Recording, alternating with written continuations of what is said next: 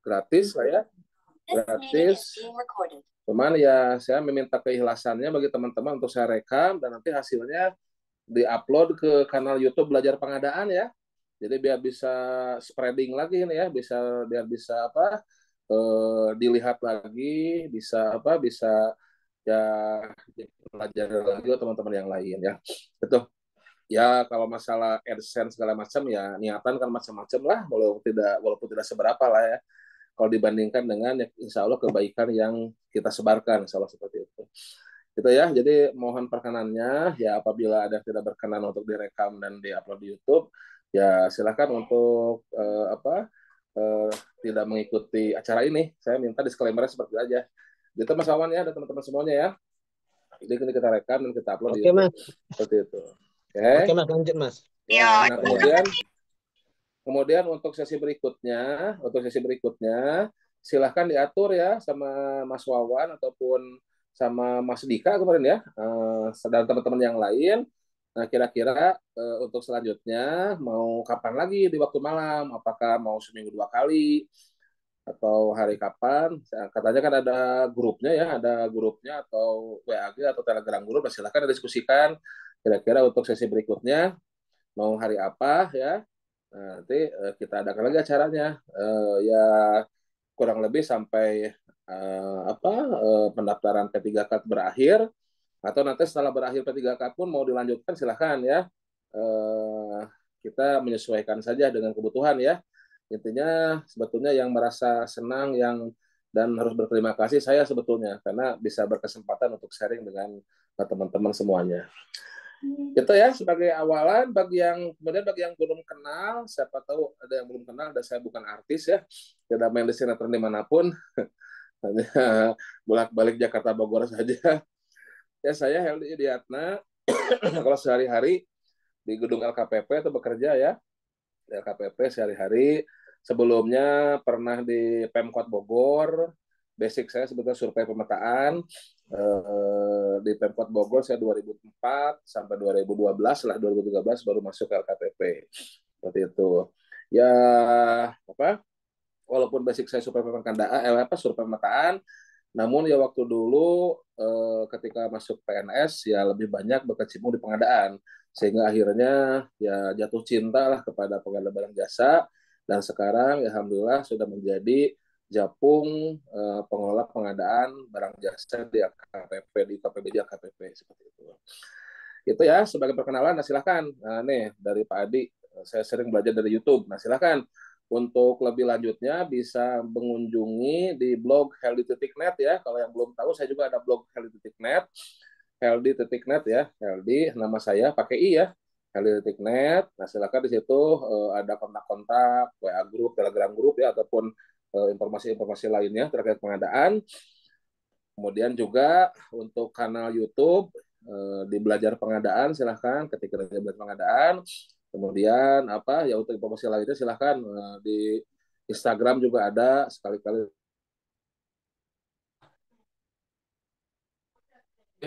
sedikit perkenalan ya. Silahkan jangan ragu yang sering berkunjung ke YouTube atau ke blog ya tolong bisa diramekan di komen ya di like ataupun di share apabila memang dirasa bermanfaat untuk bisa di share silahkan. Itu ya baik kita mulai ya. Kita mulai santai saja ya. Kita santai saja, serius tapi santai. Dan kita happy saja ya, belajar dengan happy ya. Jadi ibaratnya bebas saja, yang mau sambil duduk silahkan, mau sambil tiduran silahkan. Ya 5 menit mendengarkan suara saya ternyata juga tertidur, alhamdulillah ya berarti bisa membagi kebahagiaan ya. Karena katanya kan kalau mau berbahagia sejam silahkan tidur katanya gitu ya. Nah, alhamdulillah berarti saya sudah membahagiakan dengan meninabobokan dengan materi pengadaan ini ya seperti itu. Apa bebas saja silahkan ya mau sambil apapun silahkan ya. Intinya ya selama tidak mengganggu ke yang lain nggak masalah silahkan ya bebas saja ya kita santai aja Mas, ya. Mas Eldi, izin Mas. Ya Mas Eldi, izin Mas. ya ya. Saya izin tinggal dulu karena Oh ada ya free part. Ya, nanti 1 jaman, nanti jam aman 9 aman saya kembali lagi. Ya, kawan dulu ya Mas ya. ya. Makasih Mas Awan ya aman aman ya. Oke, Mas. Eh, Ya, oke, thank you. ya, baik, terima kasih Mas Wawan. Ya gitu ya, jadi silakan aja kita serius tapi santai. Kalau ada pertanyaan, silakan bisa raise hand terlebih dahulu. Kapanpun bisa raise hand ya. Namun pertanyaannya tolong kalau pertanyaan kasus ya silakan juga. Cuman mungkin nanti pertanyaan kasus saya tidak akan terlalu panjang lebar ya. Bagusnya kita pertanyaan lebih mendasar saja. Tapi kalau kasus pun nanti silakan apabila kurang puas bisa WA ke saya ya. Bisa WA silakan nanti kita bisa bisa sharing di WA seperti itu. Oke? Gitu ya. Jadi santai aja. Posisi silakan bebas ya. Yang penting happy lah gitu ya. Selama speakernya di mute ya. Jangan sampai mengganggu yang lain. Silakan ya video ya kalau bisa bisa on, alhamdulillah ya itu sedikit membantu saya pribadi melihat bagaimana respon dari Bapak Ibu, apakah mengerti atau tidak. Kalau saya ada bodor-bodor, apakah garing atau enggak, akan bisa kelihatan responnya seperti itu. Oke, kita mulai ya. Baik.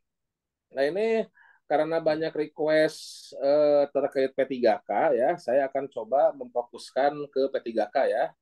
Oh ya, kalau ini kan ini melewati ini kan lewat Zoom ya. Kalau ada gangguan-gangguan teknis ya mohon bersabar ya. Jadi ini ujian kesabaran juga kalau ada gangguan teknis namanya juga lewat Zoom ya. Kemudian kalau ada gangguan teknis ya tolong dikasih kode diinformasikan lewat chat ya atau bagaimana silahkan ya. Jadi bisa segera diantisipasi kalau ada gangguan teknis. Oke, kembali ke laptop. Nih karena banyak permintaan terkait P3K, saya izin share screen ya. Nah, ini apabila kita lihat materi dari kisi-kisi ya, kisi-kisi dari P3K, tapi silakan dikomentari ya karena saya juga sebetulnya tidak tahu pasti ya. Ini hanya dari informasi di Telegram kemarin ya dari Mas Dika ya. Sudah terlihat share screen-nya ya. Nah, ini katanya kan kisi-kisinya kurang lebih seperti ini ya. Nah, ini ada identifikasi kebutuhan ya, penyusunan spek, perkiraan harga. Nah, ini sebetulnya ini ada pada yang 1, 2, 3 ini sebetulnya ada pada modul perencanaan ya, sebagai informasi ya. Jadi 1, 2, 3 ini ada pada modul perencanaan. Kemudian review terhadap dokumen persiapan ya, kemudian penyusunan dan penjelasan dokumen pemilihan ya, evaluasi penawaran, 7 evaluasi penawaran juga, 8 negosiasi. Nah, ini masuk jadi 4, 5, 6, 7, 8 ini masuk ke modul pemilihan, ke materi pemilihan. Oke. Nah, kemudian nomor 9 e-purchasing, SPK, pengendalian kontrak, serah terima ya. Nah, ini eh, masuk ke 13 evaluasi ya. Ini masuk ke modul pelaksanaan kontrak ya. Pelaksanaan kontrak. Kemudian yang terakhir 14, 15, 16, 17 ini masuk ke swakalola, perencanaan, persiapan, pelaksanaan dan pengawasan ini masuk ke swakalola. Jadi ini ada 4 modul ya kurang lebih ya. Mohon maaf sebentar. Nah, ini 1 sampai 3 ini modul perencanaan, 4 sampai 8 modul persiapan, modul pemilihan penyedia, 9 sampai 13 ini kontrak, 14 sampai 17 ini swakelola. 4 modul ini semuanya. Oke, maaf. Nah, ini ada 4 modul perencanaan, pemilihan penyedia, kontrak dan swakelola. Berarti ya semacam level 1 lah ya, level 1. Cuman di sini ada e-purchasing, ada SPK, berarti ini eh, bukan level 1 tapi ini level 2 ini yang sederhana lah ya, melakukan pekerjaan sederhana ya. E-purchasing, SPK. Nah, ini jadi dalam prakteknya ini ada pelaksanaan pengadaan yang sederhana yaitu e-purchasing, SPK, SPK kan pengadaan langsung ya kurang lebih seperti itu ya. Nah, namun pada sesi sekarang saya akan memulai sebelum kita masuk ke modul ke modul perencanaan. Ini kan perencanaan nih yang pertama nih ya. Yang pertama perencanaan nih, modul perencanaan kita lihat modul perencanaan ya. Modul perencanaan. Nah, tapi sebelum masuk ke modul perencanaan, saya ingin ini dulu kita sedikit pengantar dulu ya. Kita sedikit pengantar dulu ya. Ini perencanaan kan ya. Slide perencanaan. Slide perencanaan. Oke, nah ini modulnya. Maaf. Slide-nya. Nah, ini slide perencanaan. Nah, sebelum masuk ke perencanaan, ini perencanaan ya. Nah, ini perencanaan. Nah, ini kan perencanaan ya. Nah, perencanaan kan kalau kita lihat ininya kan, nah ini kan kurang lebih sama kan ya. Ada identifikasi review kebutuhan, spek HPS ya. Nah, terus ada apa lagi? Spek HPS, terus apa lagi ada berapa? Kebutuhan perkiraan harga ya, perkiraan harga. Nah, tiga ini ya, berarti identifikasi kebutuhan, spek dan perkiraan. Nah, ini tiga ini. Berarti hanya tiga indikator nih ya. Perencanaan cuma tiga indikator ini. Jadi satu modul ini tidak semuanya nih ya, hanya identifikasi review kebutuhan, penyusunan spek dan perkiraan harga. Nah, jadi di modul perencanaan dari 7 indikator hanya 3 indikator ya. Oke. Namun sebelum ke sini ya, sebelum ke perencanaan ini saya mohon izin kita ini dulu kita masuk dulu ke materi pengantar ya. Jadi biar ada sedikit dasar dulu ya terkait pengantar ya. Ini pengantar ya terkait ya recall dulu lah. Maksudnya biar nanti Bapak Ibu sudah terbiasa dengan istilah-istilah yang ada dalam pengadaan. Ada yang nyebut PPK ya, Pokja, pejabat pengadaan. Nah, biar tahu, biar ini PPK itu apa sih sebetulnya, Pokja itu apa sih, pejabat pengadaan itu apa sih gitu kan. Kemudian istilah-istilah barang, istilah lainnya. Nah, ini biar ada dasar sedikit, dasar-dasar dulu. Nah, nanti kalau sudah sedikit pengantar, barulah kita masuk ke materi yang tadi modul perencanaan sampai ke modul swakelola. Gitu ya. Jadi kita mulai dengan pengantarnya dulu ya, pengantar pengadaannya dulu. Nanti mungkin beberapa hal bisa kita skip ya, biar agak cepat ya. Tapi ini menurut saya ini perlu biar kita punya pemahaman dasar yang sama. Takutnya ini ada yang ibaratnya yang masih benar-benar pemula ya. Nah, pemula ini buat para senior yang memang sudah lulus atau sudah praktik ya mohon maklum adanya ya, mohon maklum adanya ya ya untuk memantapkan atau siapa tahu ada sharing-sharing tambahan silahkan gitu ya. Oke, nah kita mulai dari pengertian pengadaan barang jasa ya. Kita cepat aja ya, kita langsung ke beberapa kata kuncinya. Jadi pengadaan barang jasa pemerintah itu ya, itu dasarnya kan ada Perpres 16, nah juga terkait dasarnya ya. Dasarnya itu ada di Perpres 16 ya, tahun 2018 ya, 16 tahun 2018 yang ada revisi 1 yaitu di Perpres 12 2021. Jadi dasarnya itu adalah Perpres 16 ya tahun 2018 dan sudah 1 kali revisi ya.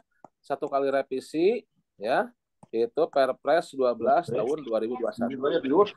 Ya, nah tapi tolong ini penyebutannya ya. Jadi Perpresnya itu bukan Perpres 12 2021, Perpres pengadaan itu. Perpres pengadaan tetap Perpres 16. Sebetulnya ini karena revisi 12 2021 itu hanya merubah beberapa pasal saja, tidak semua pasal yang dirubah gitu ya. Nah, jadi masih ada pasal-pasal, maka masih banyak ya. Bahkan masih banyak pasal-pasal dari Perpres 16 yang masih berlaku. Nah, jadi Perpres 12 itu hanya merubah sebagian. Nah, sehingga ini biar kita pas bacanya ketika ditanya Perpres apa yang berlaku sekarang untuk pengadaan? Ya jawabnya adalah Perpres 16 tahun 2018 dan perubahannya yaitu revisi pertama Perpres 12 tahun 2021. Begitu ya. Jadi bagusnya jangan menjawab Perpres pengadaan yang sekarang apa nih? Oh, Perpres 12. Ya, Perpres 12 hanya sebagian saja. Hanya sebagian. Sebetulnya Perpres yang masih berlaku adalah Perpres 16 tahun 2018. Dan revisinya beberapa pasal yaitu 12 tahun 2021. Atau sederhananya Perpres 16 dan perubahannya. Ya, perubahannya itu adalah Perpres 12 tahun 2021. Oke, kemudian sebagai turunannya di sini nanti ada Perlem. Ada peraturan lembaga atau peraturan LKPP ya. Nah, yang paling signifikan mungkin kalau terkait pemilihan itu adalah Perlem nomor 12 2021 ya, ini terkait pemilihan penyedia.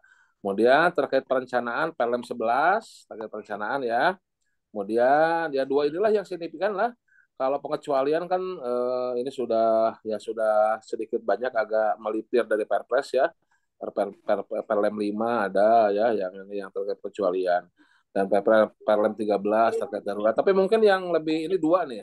12 ya terkait apa? Terkait pemilihan penyedia, 11 terkait perencanaan. Oh, dan mungkin ini daripada PLM 5 kalau mau explore ya, tapi beresin dulu Perpresnya sih. Ini ada PLM 3 2021. Ah, ini swakelola nih, terkait swakelola. Jadi ini perencanaan ya, ini perencanaan, ini pemilihan penyedia. Nah, penyedia 12, perencanaan 11 dan swakelola PLM 3. Itu ya sebagai gambaran awal ya. Oke, kita lanjut sekarang ke apa tadi masih dalam pengantar ya. Oke. Eh, ada yang berkenan menjadi co-host untuk menerima di waiting room sama kalau ada yang bocor mic-nya silakan angkat tangan. Padang amal silakan. Pak Andro ya, Pak Andro mana Pak sebentar ya, Pak Andro boleh ya, Andro. Oke. Pak Andro, oke, saya jadikan co-host ya Pak Andro ya. Mana suaranya Pak Andro? Siap, oh ada suara. Pak Andro dari mana nih Pak Andro?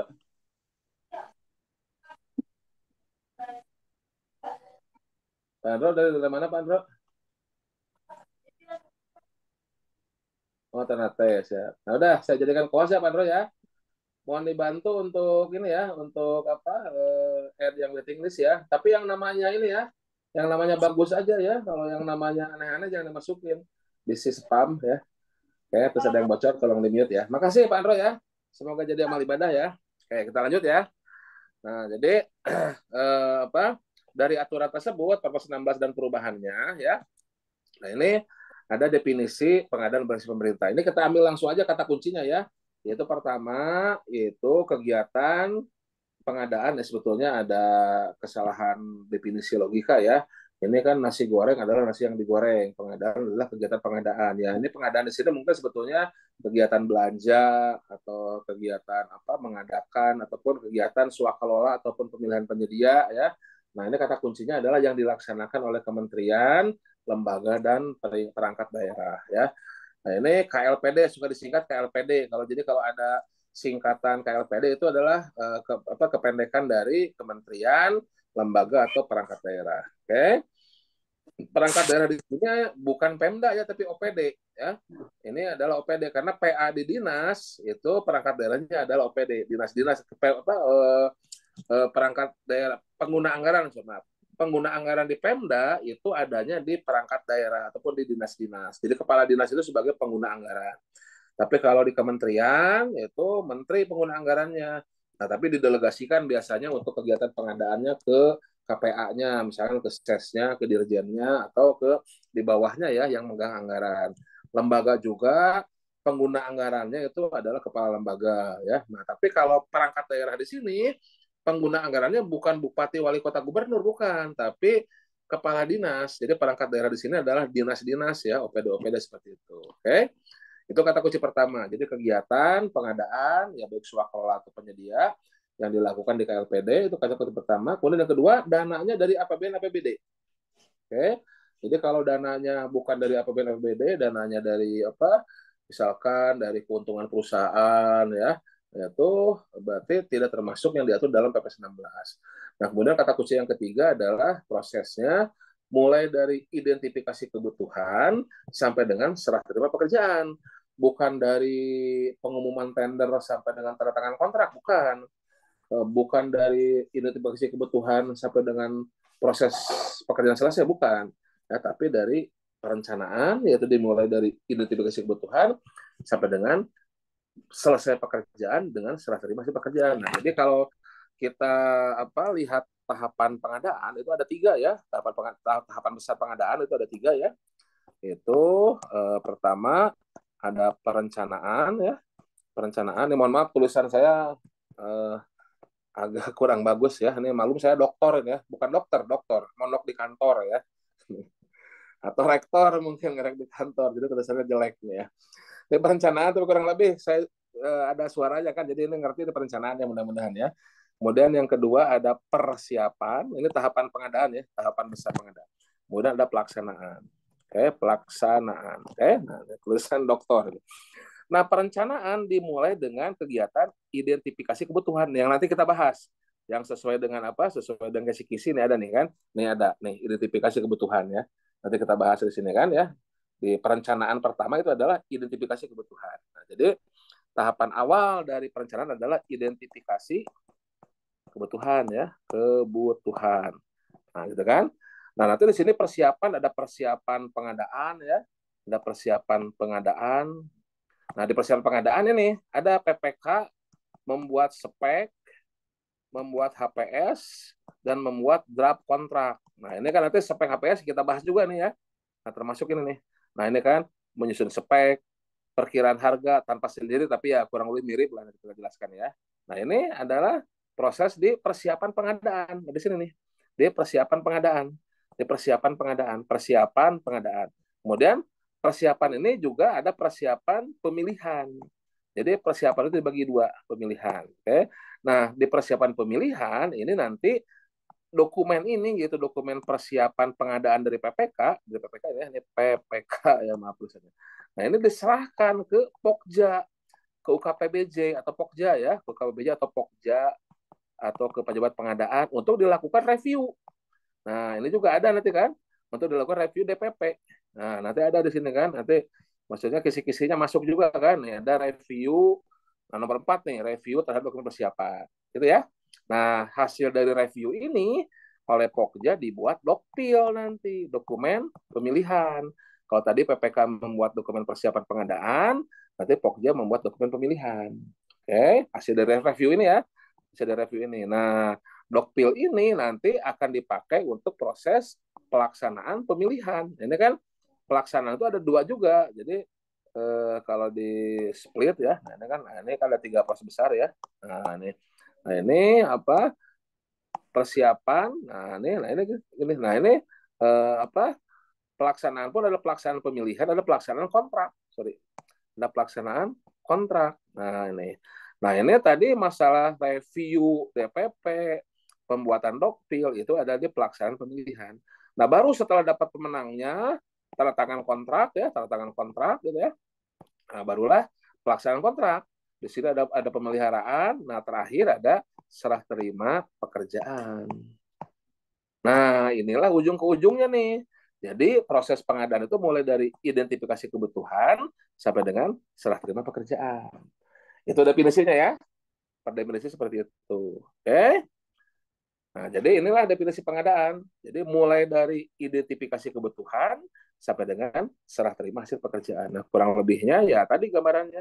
Nah, gambarannya ini kan mulai dari identifikasi kebutuhan di awal, oke, sampai dengan ke ujung kontrak yaitu serah terima pekerjaan.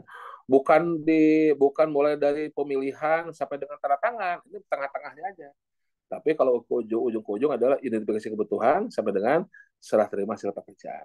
Oke, gitu ya. Teman-teman semua terkait definisi pengadaan barang jasa pemerintah. Oke, bungkus ya. Nah, itu ini mengingatkan kembali ya, ataupun sebagai dasarnya ya. Oke, selanjutnya. Nah, ini bisa kita skip ya, garis besar pengadaan barang jasa. Ini sudah tadi ya, ini garis besar pengadaan barang jasa pemerintah ini yang baru saya dijelasin. Nah, ini bahwasanya ada 3 tahapan besar ya, yaitu ada perencanaan ya, ada perencanaan. Di sini ada perencanaan ya. Nah, ini perencanaan, ada persiapan ya, kemudian pelaksanaan. 3 tahapan besar. Oke. Nah ini persiapan dibagi dua, ada persiapan pengadaan, ada persiapan pemilihan. Begitu pula pelaksanaan dibagi dua, pelaksanaan pemilihan, pelaksanaan kontrak. Nah nanti akan kita bahas ya di kisi-kisi UTP 3K adalah ada review.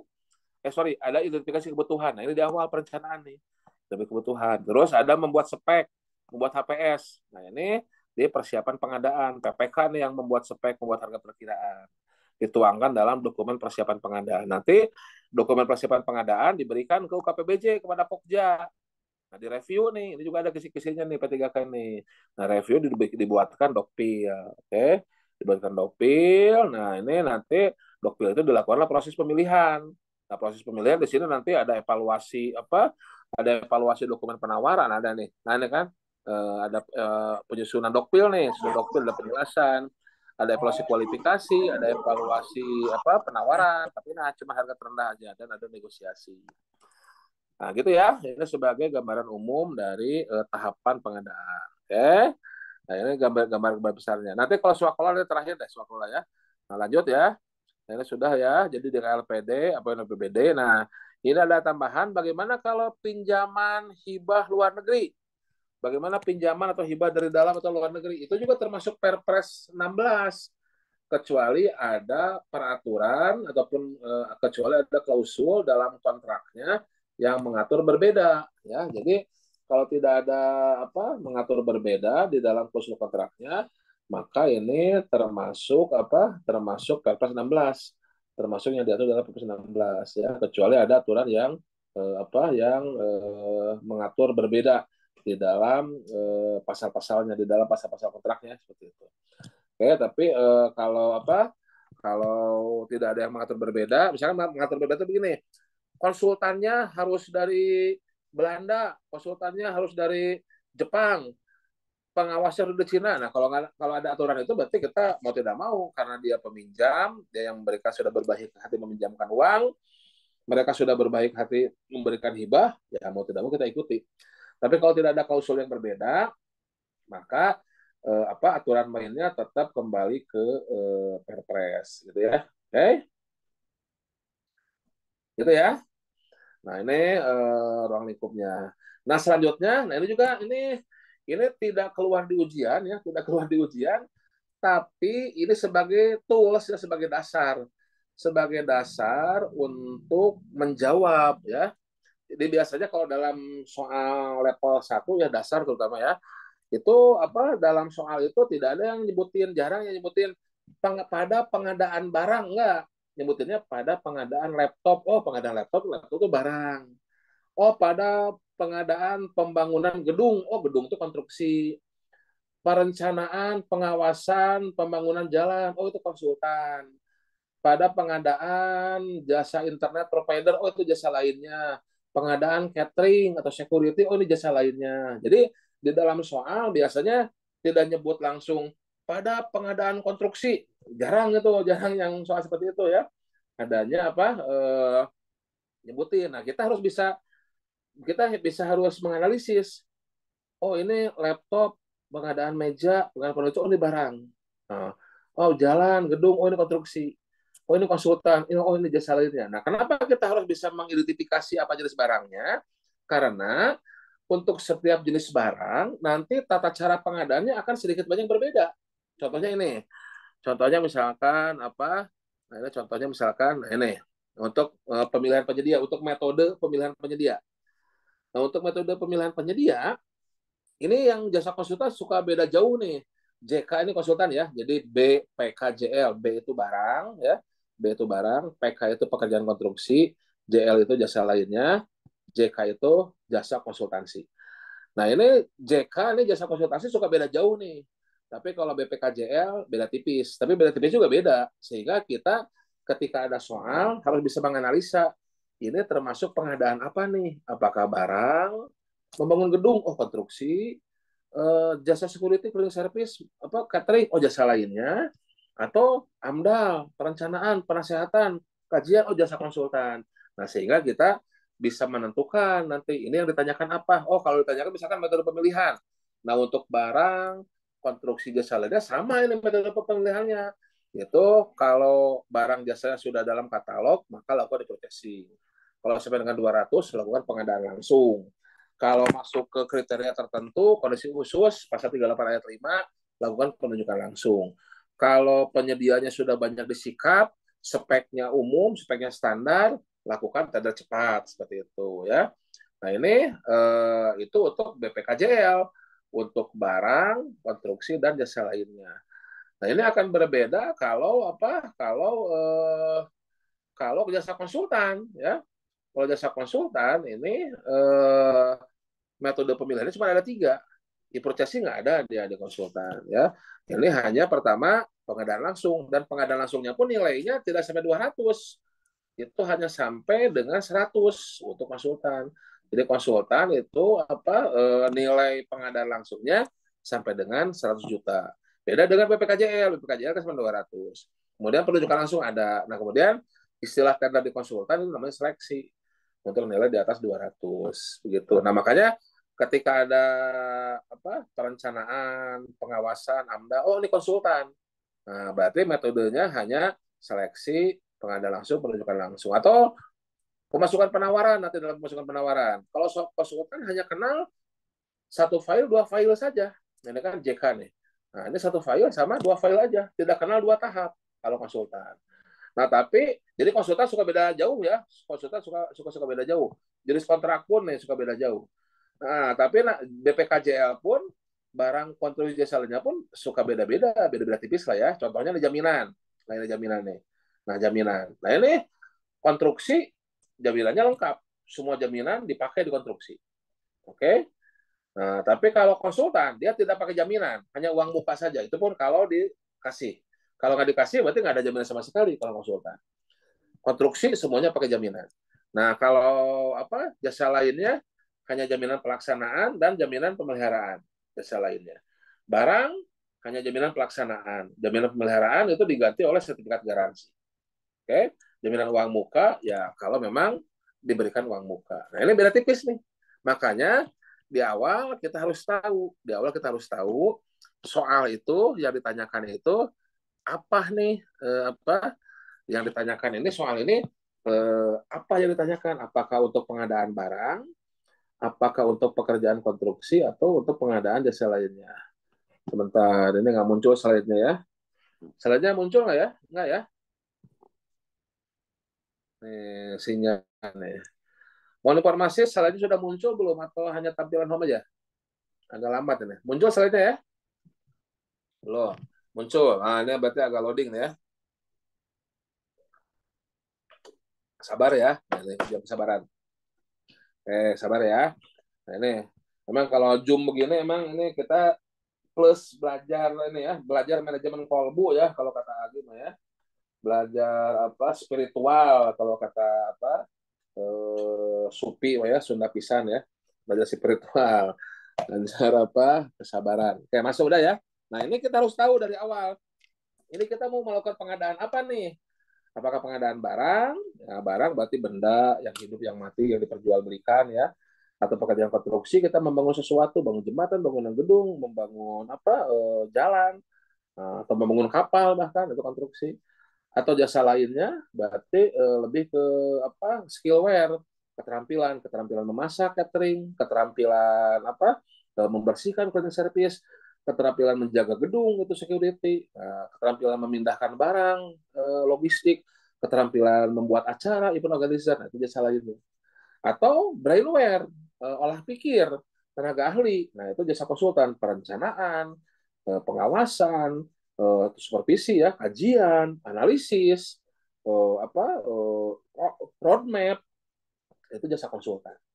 Oke, jadi saya ingatkan di dalam soal nanti tidak ada soal yang pada pengadaan barang, jarang gitu, apalagi yang level 1. Pada pengadaan barang enggak, ya adanya pada pengadaan furnitur. Nah, kita harus tahu furnitur barang. Nah, baru nanti yang ditanyakan apa? Pada pengadaan furnitur berapa jaminan pelaksanaannya? Nah, sekian persen. Oh, itu barang nih. Pada pengadaan furnitur berapa jaminan pelaksanaannya? Oh, tidak diperlukan karena barang itu hanya sertifikat garansi. Nah, kurang lebih seperti itu. Oke, jadi penting ini kita mengetahui apa jenis barang jasanya di awal ya. Nah, kemudian ada satu lagi yang namanya pekerjaan terintegrasi. Ini pekerjaan terintegrasi adalah pekerjaan yang menggabungkan dua atau lebih jenis barang jasa ini. Misalkan konsultan dengan konstruksi. Nah, itu namanya design and build. Design and build ya, konsultan sama konstruksi. Desainnya itu konsultan, build-nya itu konstruksi, design and build ya. Itu pekerjaan terintegrasi namanya. Oke. Nah, ini nanti kalau dalam prakteknya pekerjaan terintegrasi ya lumayan rumit ya. Namun kalau dalam untuk konteks ke teori sekarang untuk ujian, pekerjaan terintegrasi itu ya lebih ke apa? Bahwasanya nanti yang digunakan itu bukan HPS, ya. Yang digunakan bukan HPS, tapi yang digunakan adalah pagu anggaran. Itu untuk konteks ininya ya, untuk konteks ke ujiannya ya seperti itu. Oke, gitu ya. Nah ini untuk jenis pengadaan pekerjaan terintegrasi. Oke. Selanjutnya yang dasar harus kita ketahui adalah ya cara pelaksanaan pengadaan barang jasa pemerintah ya. Itu ada dua cara ya. Jadi cara pengadaan ya. Cara pengadaan itu bisa dilakukan dengan apa? Swakelola ya. Kemudian ada satu lagi yaitu dengan pemilihan penyedia ya. Jadi ada dua cara ya. Apa? Bentar, ada ini salah teknis. Oke. Nah, nah kalau swakelola itu berarti dilaksanakan oleh kita sendiri ya, bisa dilaksanakan oleh KLPD lain atau bisa dilaksanakan oleh organisasi organisasi masyarakat dan bisa dilaksanakan oleh kelompok masyarakat. Nah, ini swakelola. Jadi swakelola itu ya ibaratnya kalau mau nikah itu kita menyelenggarakannya dengan keluarga sendiri lah ya, keluarga sendiri yang internal, keluarga dalam lah, atau oleh KLPD lain, oh, berarti itu oleh keluarga jauh lah, keluarga besar, atau oleh ormas, oh, berarti itu keluarga komunitas, misalkan ada komunitas Vespa, komunitas apa terjun payung ya misalkan, itu berarti ormas tuh ya. Ya keluarga masih keluarga tapi keluarga yang di luar keluarga sebetulnya ya, ya contohnya ya, tadi ormas itu atau oleh kelompok masyarakat. Nah kelompok masyarakat ya ini oleh lingkungan kita lah gitu kan ya. Berarti ini masih keluarga-keluarga lah ibaratnya ya. Swaklola itu kurang lebih seperti itu kalau diasosiasikan dengan kehidupan sehari-hari. Nah ini ada 4 ya. Nanti kita bahas pada modul swaklola ya. Nanti silakan untuk waktu berikutnya silakan nanti didiskusikan ya dengan siapa Mas Dita itu ya di grup Telegram atau di grup belajar pengadaan silakan di grup Telegram belajar pengadaan. Kalau belum tahu, belum masuk ke grup Telegram belajar pengadaan, silahkan masuk ke blog helly.net ya. Nah, blog helly.net, kemudian ada menu about ya. Nah, menu about healthy. Nah, di situ ada grup Telegram, silahkan dilihat ya di blog helly.net. Di situ ada grup Telegramnya. Di situ ada grup Telegram. Nah, di sini di halaman depan kalau nggak salah ada grup Telegram ya. Ada grup WA dan ada grup Telegramnya di sini. Nah, ini di sampingnya ya, di samping itu ada penjelasan terkait grupnya. Nah ini ya, nah silahkan. Nah ini, nah ada grup WA, ada grup Telegram belajar pengadaan. Silahkan. Nah silahkan didiskusikan mau jadwal berikutnya kapan ya, silahkan ya.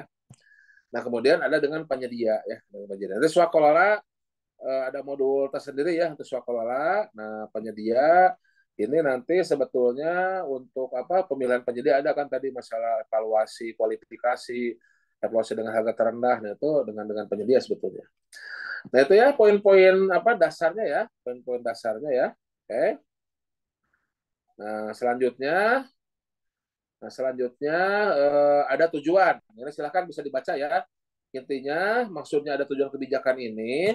Nanti kalau teman-teman semuanya kalau sudah jadi ahli pengadaan ya, sudah apa, sudah mulai apa melakukan pengadaan. Nah ini tolong selalu ingat ada tujuan pengadaan ini. Ya seperti kita hidup lah ya, seperti kita hidup ya jangan sampai kita hidup terus dewasa sekarang bekerja tapi tidak ingat kepada apa tujuan hidup kita. Nah itu yang agak berbahaya, jangan sampai seperti zombie. Hidup itu jalani aja gitu kan, gimana ramenya, gimana terpaksanya, tapi tujuan hidup kita mau apa sih. Nah seperti pengadaan juga, ketika kita melakukan pengadaan mau apa, mau kemana nih. Nah ini kita harus bisa menghasilkan pengadaan barang jasa yang tepat, kualitasnya tepat dengan kebutuhan, sesuai kebutuhan lah kualitasnya. Nanti kita bicara menyusun spek, nanti kita bicara nih masalah kualitas kuantitas ya. Kuantitas jumlahnya juga harus tepat ya. Waktunya, biayanya, lokasinya dan penyediaan. Itu tujuannya. Jangan sampai ya apa yang kita lakukan tidak sesuai kebutuhan. Jadi tujuan kita mau ke apa? Bandung, tapi kok malah ke arah timur misalkan ya. Bandung kan ada di barat. Tujuan kita mau ke Aceh di barat, ya malah ke timur. Nah, berarti nanti tidak akan tercapai tujuannya. Terus ada kata kunci PDN ya, sekarang sedang digaung-gaungkan ya, masalah penggunaan produksi dalam negeri. Kemudian ada kata kunci UMKKOP, usaha mikro kecil koperasi. Nah ini lagi rame juga terkait apa ya, Pak Teten Mas Duki itu ya, yang apa TikTok Shop apalah segala macam. Nah ini di pengadilan pemerintah sudah lama sebetulnya ini menjadi isu gimana caranya agar apa usaha mikro kecil bisa masuk pengadaan. Kemudian peran serta usaha nasional, kemudian memaksimalkan barang jasa hasil penelitian ya, kemudian industri kreatif ya, perluasan ekonomi dan ada kata kunci pengadaan berkelanjutan. Nah, ini tujuan pengadaan ya. Nah, ini tolong bisa bisa terus dipegang ya nanti ketika akan melakukan proses pengadaan gitu ya. Kemudian ada kebijakan dan juga silakan bisa kita skip aja ya, bisa dibaca silakan kebijakan ini untuk menunjang tujuan ini ya. Nah, paling ini nih, ini cukup penting nih. Yaitu ketika dalam melaksanakan pengadaan, kita juga harus memegang teguh prinsip pengadaan ya, prinsip pengadaan. Oke. Prinsip pengadaan itu apa? Pertama ada efektif efisien ya. Jadi pengadaan kita itu gimana caranya harus efisien. Efisien berarti harus hemat sumber daya ya. Jadi jangan gimana caranya sumber daya yang sudah dibatasi. Sumber daya kan bisa sumber daya anggaran, sudah dibatasi anggarannya dengan pagu. Sumber daya manusia yang sudah terbatas japung pengadaannya ya. Kemudian sumber daya waktu juga dalam 1 tahun anggaran terbatasi ya. Nah, hasilnya bisa optimal bagaimana? Hasilnya bisa maksimal dengan sumber daya yang ya tadi terbatas tadi efisien dibatasi lah gitu ya. Kemudian efektif, efektif harus tepat hasil kan tadi ya. Jadi sesuai kebutuhan. Butuhnya apa nih? Ini butuhnya bagaimana nih? Kalau butuhnya komputer yang buat perkantoran umum ya sudah komputer perkantoran umum, jangan dikasih komputer yang untuk grafis. Kalau butuhnya komputer grafis ya jangan dikasih komputer biasa. Tentunya harus yang bisa rendering, harus bisa editing multimedia dan sebagainya sesuai dengan kebutuhan. Gitu ya. Nah, kemudian harus transparan dan terbuka. Ya, ini transparan itu bisa dilihat ya. Ada sistem yang menghalangi tapi bisa dilihat. Kalau terbuka itu lebih ke tidak ada yang menghalangi untuk masuk. Jadi tidak ada boundaries to entry ya. Seperti di pasar ya. Kalau di pasar itu keterbukaan itu ibaratnya tidak ada preman tuh yang menghalangi pasokan masuk atau menghalangi pedagang bisa berjualan. Nah, itu keterbukaan. Kalau transparan, hal-hal paket-paket apa saja yang ada di dalam tender kita, kemudian sampai mana tahapannya bisa terlihat tuh transparan. Ya kalau seperti inilah, kalau transparan terbuka tuh seperti pakai baju lah ya gitu kan. Nah kalau transparan kan masih pakai baju kan, tapi terlihat gitu ya. Ada yang menghalangi tapi terlihat. Jadi contohnya ketika masuk SPSE semua masyarakat bisa melihat ada paket apa saja. Terus bisa ketika diklik paketnya bisa terlihat sampai mana prosesnya. Persyaratan bisa terlihat, itu transparan. Nah, kalau terbuka tidak ada persyaratan-persyaratan yang memang menghalangi penyedia masuk. Nah, itu keterbukaan. Kemudian kalau bersaing itu harus kompetitif ya. Kalau persaingan berarti kita harus kompetitif. Ada kompetisinya ya. Harus ada kompetisinya. Ya kalau tender minimal 3 kan ya. Prakualifikasi juga minimal 3. Kecuali pengadaan langsung, penunjukan langsung itu memang persaingan turun. Tapi kan ada negosiasi nanti ya untuk menormalisasi harga. Kemudian adil, adil itu memperlakukan sama ya. Jadi semua penyedia harus diberlakukan sama. Ini bukan adil proporsional, tapi adil yang memperlakukan sama seperti itu. Nah, terakhir akuntabel ini harus bisa dipertanggungjawabkan ya. Oke. Nah, ini prinsip pengadaan. Nah, kemudian ada etika pengadaan. Nah, etika pengadaan ini silakan dibaca ya, kita skip aja. Ini etika umum ya, ada tertib, tanggung jawab, profesional, mandiri, menjaga rahasia, tidak saling mempengaruhi, ya, menerima tanggung jawab, hasil keputusan bersama. Nah, ini yang poin 5 nih, tolong bisa dibaca lagi ya di pasal 7 ini ya, terkait konflik of interest. Konflik of interest atau COI ya, pertentangan kepentingan nih, konflik of interest nih, COI ya. Jangan COI gitu kan, jangan COI. Nah, ini contohnya konflik of interest apa? Misalkan PPK atau pejabat pengadaan atau Pokja yang punya perusahaan, nah, terus masuk ke tendernya, itu coy itu, ya. Itu coy ya seperti itu. Kemudian apa? Eh, ada satu orang yang menguasai beberapa perusahaan. Nah, jadi saya misalkan menguasai perusahaan A, perusahaan B, perusahaan C. Nah, kemudian perusahaan A dan B itu masuk ke satu tender yang sama. Nah, itu eh, maka bisa digugurkan dua-duanya tuh, ya. Kalau dia ada dua perusahaan yang dikuasai oleh eh, satu orang yang sama ya, dikuasai oleh satu orang yang sama. Nah, itu berarti ada choice seperti itu. Oke, gitu ya. Oke. Nah, ini etika pengadaan ya. Kemudian menghindari pemborosan kebocoran negara, penyalahgunaan wewenang, dan tidak menerima hadiah, ya, rabat dan sebagainya. Nah, ini etika umum lah sebagainya, silakan ya. Nah, ini terakhir ini ya, terakhir ini terkait dalam pengantar ini terkait pelaku pengadaan. Nah, ini sedikit, sedikit pengenalan ya. Jadi agar apa? Agar nanti ketika ada istilah PPK yang membuat dokumen persiapan pengadaan untuk direview itu adalah PPK. Si PPK siapa sih? Nah, ini kita bahas sekarang. Nanti kan ini kita bahas kan ada review nih. Ada review apa? Ada review dokumen persiapan pengadaan oleh Pokja. Siapa Pokja? Oleh pejabat pengadaan. Pejabat pengadaan itu siapa? Nah, apa fungsinya?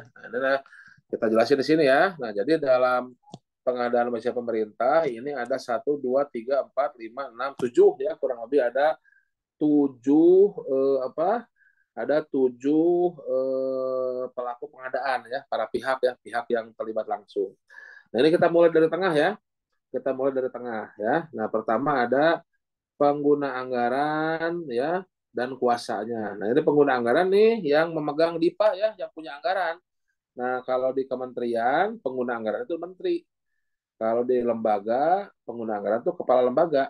Ya, nah tapi kalau menteri, kepala lembaga, tidak mungkin mereka ngurusin pengadaan. Nah, ini didelegasikanlah tugas pengadaannya kepada kuasa pengguna anggaran. Nah, kuasa pengguna anggaran itu biasanya di bawahnya ya. Ada sesnya, ada apa? Ada dirjennya, ya yang punya DPA lah ya, yang punya anggaran. Nah, satu lagi kalau di Pemda. Tadi kan kementerian lembaga ya, kalau di Pemda pengguna anggaran itu bukan kepala daerah ya, bukan apa, bukan sekda, tapi kepala dinas ya. Jadi PA-nya kepala dinas kalau di Pemda. Makanya di Pemda suka agak sedikit berbeda dari aturannya ya, kayak kepala dinas. Nah, bisa saja nanti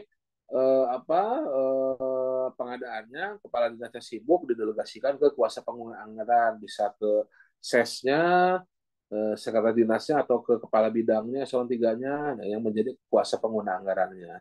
Nah, itu ibaratnya PA atau KPA inilah yang menjadi inisiator awal dari pengadaan. Dia yang mengangkat PPK, dia yang mengangkat pejabat pengadaan.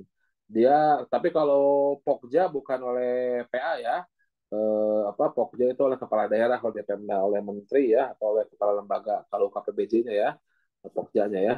Nah, tapi kalau PPK, pejabat pengadaan, tim penyelenggara swakalola itu oleh PA sama PA. Kemudian termasuk juga kalau ada tim teknis, nah itu awalnya dari PA KPA itu inisiasinya. Oke. Nah, tugas PA ini pertama ada melakukan perikatan, tapi nanti bisa didelegasikan. PA bisa mendelegasikan kepada KPA, nanti KPA mendelegasikan ke PPK ya. Tugas untuk melakukan perjanjian itu apa? Kan ada namanya istilah pejabat penanda tangan kontrak, PPK juga ya. Tapi kalau PPK yang ini adalah pejabat pembuat komitmen. Tapi maksudnya untuk menandatangan kontrak itu adalah pejabat penandatangan kontrak. Nah, itu bisa PA, bisa KPA, bisa PPK yang menandatangan kontraknya maksudnya. Itu ya. Kemudian setelah PA KPA itu eh, setelah PA KPA petugas PA KPA yang salah satunya yang utamanya adalah membuat eh, perencanaan, bukan membuat, menetapkan perencanaan pengadaan ya, membuat perencanaan pengadaan. Oke, membuat perencanaan pengadaan. Menetapkan, maaf, kalau yang membuatnya itu PPK ya, yang menetapkan perencanaan pengadaan adalah PAKPA, yang membuatnya PPK. Nah itu kemudian tugas selain PAKPA itu adalah dalam proses pemilihan dia ada menetapkan pemenang untuk nilai yang besar, untuk nilai di atas 100 miliar untuk barang konstruksi jasa lainnya, atau nilai 10 miliar untuk nilai untuk jasa konsultan gitu ya.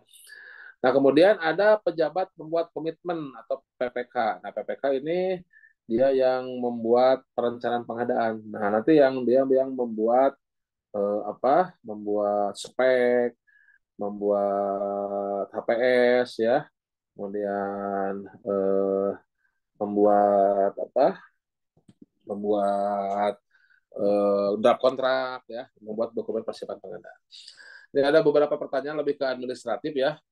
Nanti Mas Andro, nanti masalah daftar hadir nanti aja ya. Teman-teman juga daftar hadir nanti gampang lah. Ada, kita tidak menyediakan sertifikat lah ya. Yang penting kita belajar aja saja ya. Daftar hadir sebetulnya tidak kita perlukan ya. Silakan mau isi juga silakan, nggak pun nggak apa-apa lah ya. Nah, kita tidak ada administratifnya ya, silakan. Intinya kita belajar aja. Intinya di sini kita niatkan untuk belajar ya. Karena ilmu pengadaan itu kan ya bukan hanya ilmu pengadaan, semua ilmu itu kan baik ya. Semua ilmu itu kan baik ya. Semua ilmu itu kan baik, ilmu pengadaan baik, ilmu nyopet pun baik ya, ilmu maling pun baik ya, untuk kita agar tahu, agar terhindar dari copet, agar terhindar dari maling ya. Nah, apalagi ilmu pengadaan lebih baik. Jadi intinya apa eh, intinya kita belajar pengadaan itu kita niatkan untuk mencari kebaikan aja ya. Kita niatkan untuk mencari kebaikan ya. Makanya di sini ya sertifikat ya silahkanlah bikin aja sendiri sertifikat. Ya ini kita niatkan untuk belajar saja lah ya, jangan belajar saja. Ya kalau kamu bersertifikat ya silahkan, kalau ada yang mau membuatnya silahkan sih ya. Ada yang membuat sertifikat dan membuatkan, saya tinggal tanda tangan boleh gitu ya.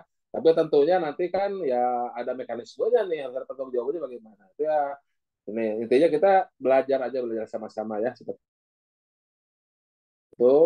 Kemudian terkait materi nanti di grup belajar pengadaan ya. Linknya ada di blog healthy.net, silahkan. Itu lihat ada link grup Telegram sama grup WA ya, silahkan. Itu ya, teman-teman semuanya, kita lanjut ya. Nah, mudah-mudahan bisa meluruskan niat semuanya ya. Nah, ada pejabat pembuat komitmen. Nah, ini pejabat pembuat komitmen, ini tadi yang membuat perencanaan pengadaan, tapi ditetapkan oleh PAKPA. Jadi membuat spek, membuat harga perkiraan, membuat draft kontrak, ini PPK ya, membuat dokumen persiapan pengadaan. Oke, nah PPK itu nanti ranahnya lebih banyak di perencanaan dan di kontrak di sini ya. Kita lihat nanti gambarnya. Nah, di sini PPK banyaknya di perencanaan dan di pelaksanaan kontrak. Nah, kalau Pokja di persiapan pemilihan, nah Pokja di sini nih. Pokja di sini. Ya, PPK paling banyak peranannya sebetulnya ya. Karena dia yang membantu membuat perencanaan, di sini PPK ya. Nah, ini kan, ini PPK nih yang membuat perencanaan spek, HPS dan kontrak ini.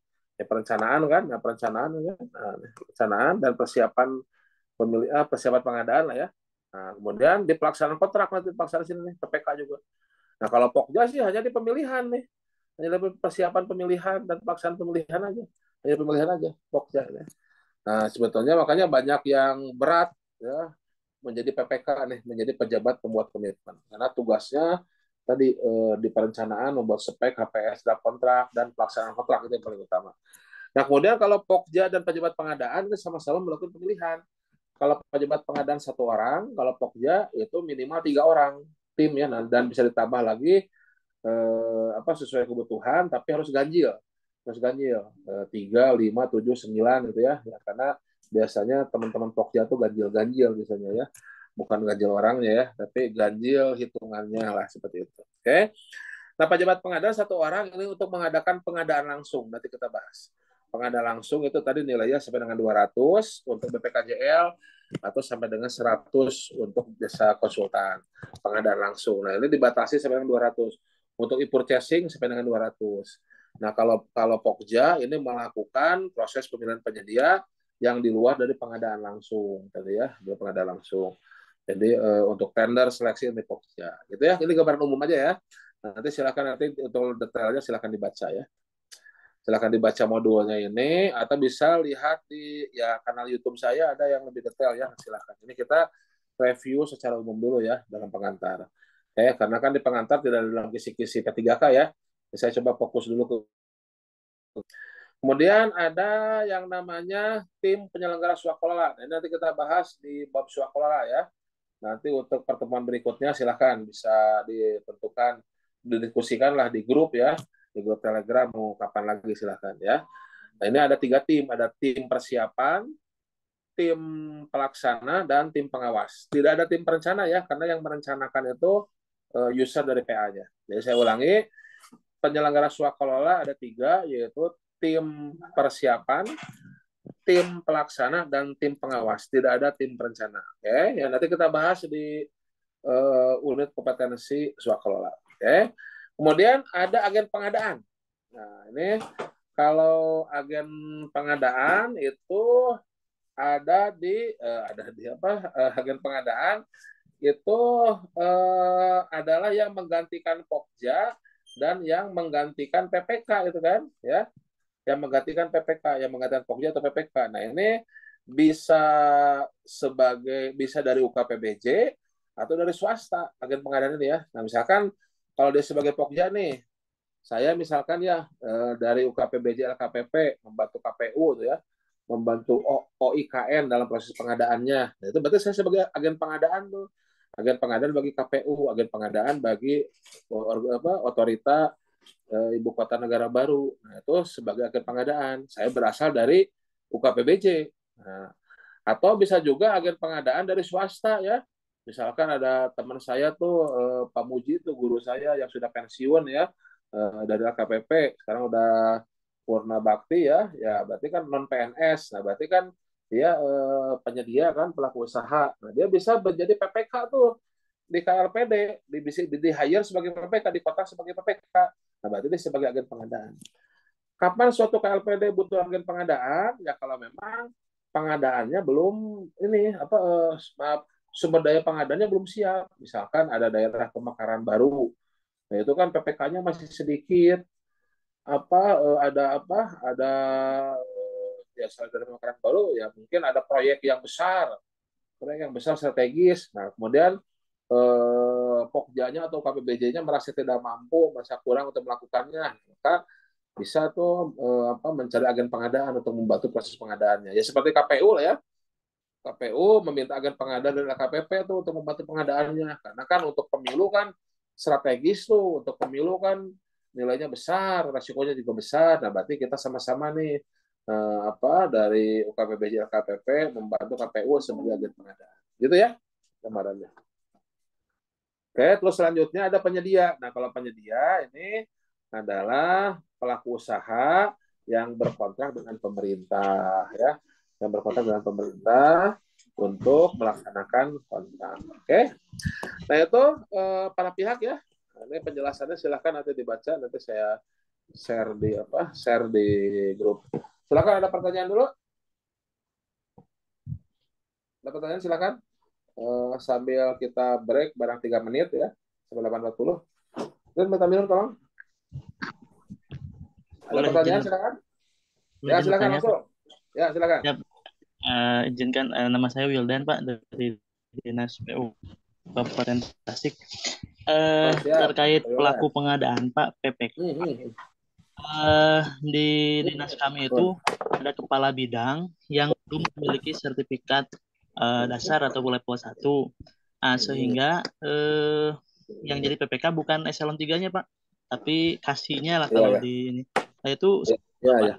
apakah boleh Ya. kepala bidang yang belum punya sertifikat PBJ jadi PPK atau seperti apa, Pak? Terima kasih, Pak. Ya. Itu silahkan, itu memang ada sedikit debat tebal ya gitu ya. Tapi saya tidak akan menjawab boleh atau tidaknya lah gitu kan. Tapi yang jelas kan sederhananya begini.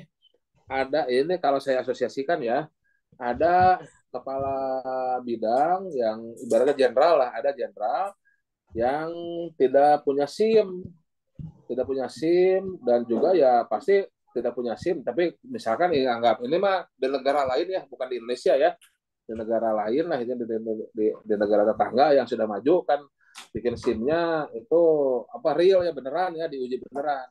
Nah, berarti si jenderal itu kan belum punya SIM, belum punya sertifikat ya, belum punya surat izin mengemudi, dan apa dan dia juga tentunya apa belum bisa nyetir gitu kan. Nah, tapi dia mau nyetir katanya gitu kan. Nah, dia ditunjuk sebagai driver lah gitu misalkan ya, sebagai driver ya. Nah, padahal di bawahnya apa masih banyak yang punya SIM gitu kan. Nah, apakah kita akan mempercayakan apa mobil kita atau dikendarai itu oleh yang tidak punya SIM atau lebih yang kepada yang punya sertifikat gitu aja sederhananya Pak Yulian ya. Itu silahkan ya gitu ya. Saya tidak bisa menjawab boleh atau tidaknya lah, itu sudah debatable dari dulu ya, sudah menjadi silahkan itu ya. Intinya serahkanlah segala sesuatu pada ahlinya ya, bukan masalah aturannya bagaimana gitu segala macam ya, karena Permendagri kalau nggak salah kan mensyaratkan eselon 3 kan ya gitu kan. Tapi di satu sisi aturan pengadaan sebetulnya yang penting ahlinya. Tapi silahkan lah makanya apa itu bisa diambil keputusannya bagaimana. Yang penting mobilnya ada airbag, iya, makanya silahkan lah itu. Ya gitu, sederhananya seperti itulah gitu ya. Sederhananya. Oke, yang lain silahkan. Saya kasih tahu rahasia ya.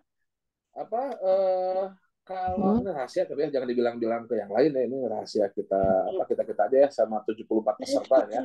Rahasia kita berdua rahasia 74 orang ya. Ini rahasia aja ya. Jadi kalau ada peserta yang bertanya itu memberikan kesempatan untuk narasumber istirahat sebetulnya.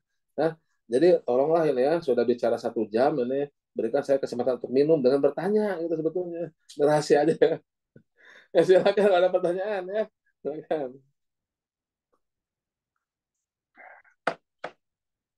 Ya slide-nya nanti di-share ya. Slide-nya. Ya gimana Pak Junaidi ya silakan. Ya, izin Kang. Assalamualaikum. Waalaikumsalam warahmatullahi wabarakatuh. Silakan. Ya, saya Junaidi dari Dinas PUPR Kota Ternate, Kang. Ya, siap. Ya, yang mau saya tanyakan, Gimana Pak ini Jun? kan kami kepala dinasnya PA. Itu untuk meng-KPA-kan itu apa ada Halo, Pak Junaidi? untuk Ini meng-KPA-kan suara itu? Pak Junaidi hilang atau suara saya hilang? Halo, halo. Waduh, baik. Ya.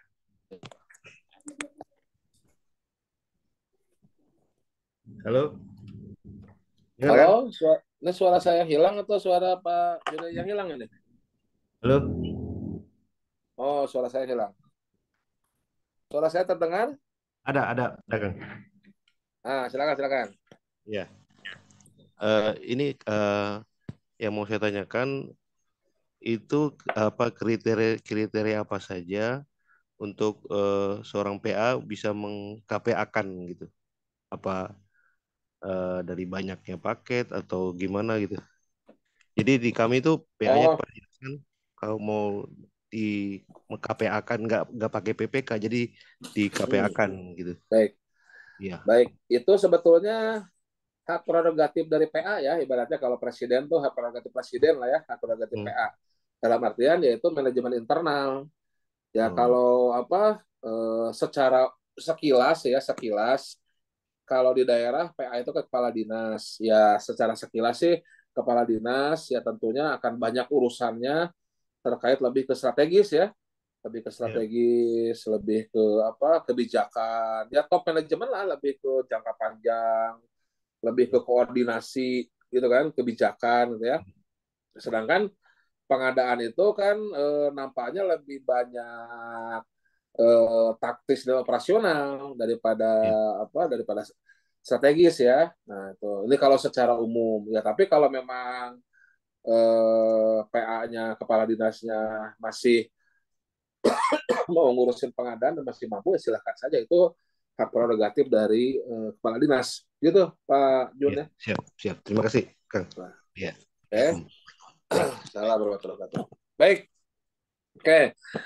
Ada pertanyaan lain terkait pengantar nih, masih pengantar. Kalau nggak ada, oh nih ada Marina, silakan Mbak Marina atau silakan. Assalamualaikum warahmatullahi wabarakatuh. Salam ya, silakan. Ini Pak, kait saya tadi kan baca masalah jenis kontrak ya Pak ya. Hmm. Di situ kan ada untuk jasa konsultan itu ada kontrak payung. Sedangkan Hmm. yang saya tahu kontrak payung itu dia itu volumenya itu udah ditentukan, tetapi entah saya salah atau enggak Pak ya, udah Hmm. ditentukan volumenya, tetapi harganya belum ya Pak ya. So Ya, saya ya, itu ya, gitu. Gimana ya, ya. penerapannya di jasa konsultasi seperti apa? Udah itu saya kemarin ada ikut apa Pak? Ikut pelatihan. Dia mengatakan kita tahu Pak bahwa spek itu berlaku untuk eh, BPK apa? Barang, pekerjaan konstruksi, jasa lainnya. Sedangkan jasa Ya, ya. konsultasi kan namanya KK ya Pak ya. Betul, betul, Ah, betul, di betul. situ saya, iya, di situ saya lihat dia menerangkan bahwa spek itu berlaku untuk jasa konsultasi perorangan gitu, Pak. Nah, itu gimana maksudnya, Oh, tuh, Pak? Nah, ya, ya, gimana ya, ya, maksudnya, tuh, ya. Pak? Kenapa jasa konsultasi ada spesifikasi teknis gitu? Itu aja, Pak. Hmm. Mohon Ya, ya, ya, dijawab. ya. Wabillahi Ya, taufiq ya, wal hidayah. ya. Assalamualaikum warahmatullahi wabarakatuh. Salam, bro. Makasih Bu Marina. Wah, ini namanya ini Marina Irsi Pilani. Waduh, keren namanya nih, panjang. Baik, makasih. Nah, pertama tadi terkait kontrak payung ya.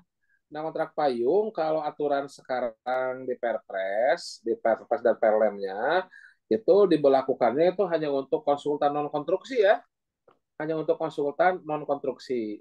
Kalau untuk konsultan konstruksi, kontrak payung tidak diberlakukan ya, walaupun sebenarnya bisa-bisa saja secara umum ya.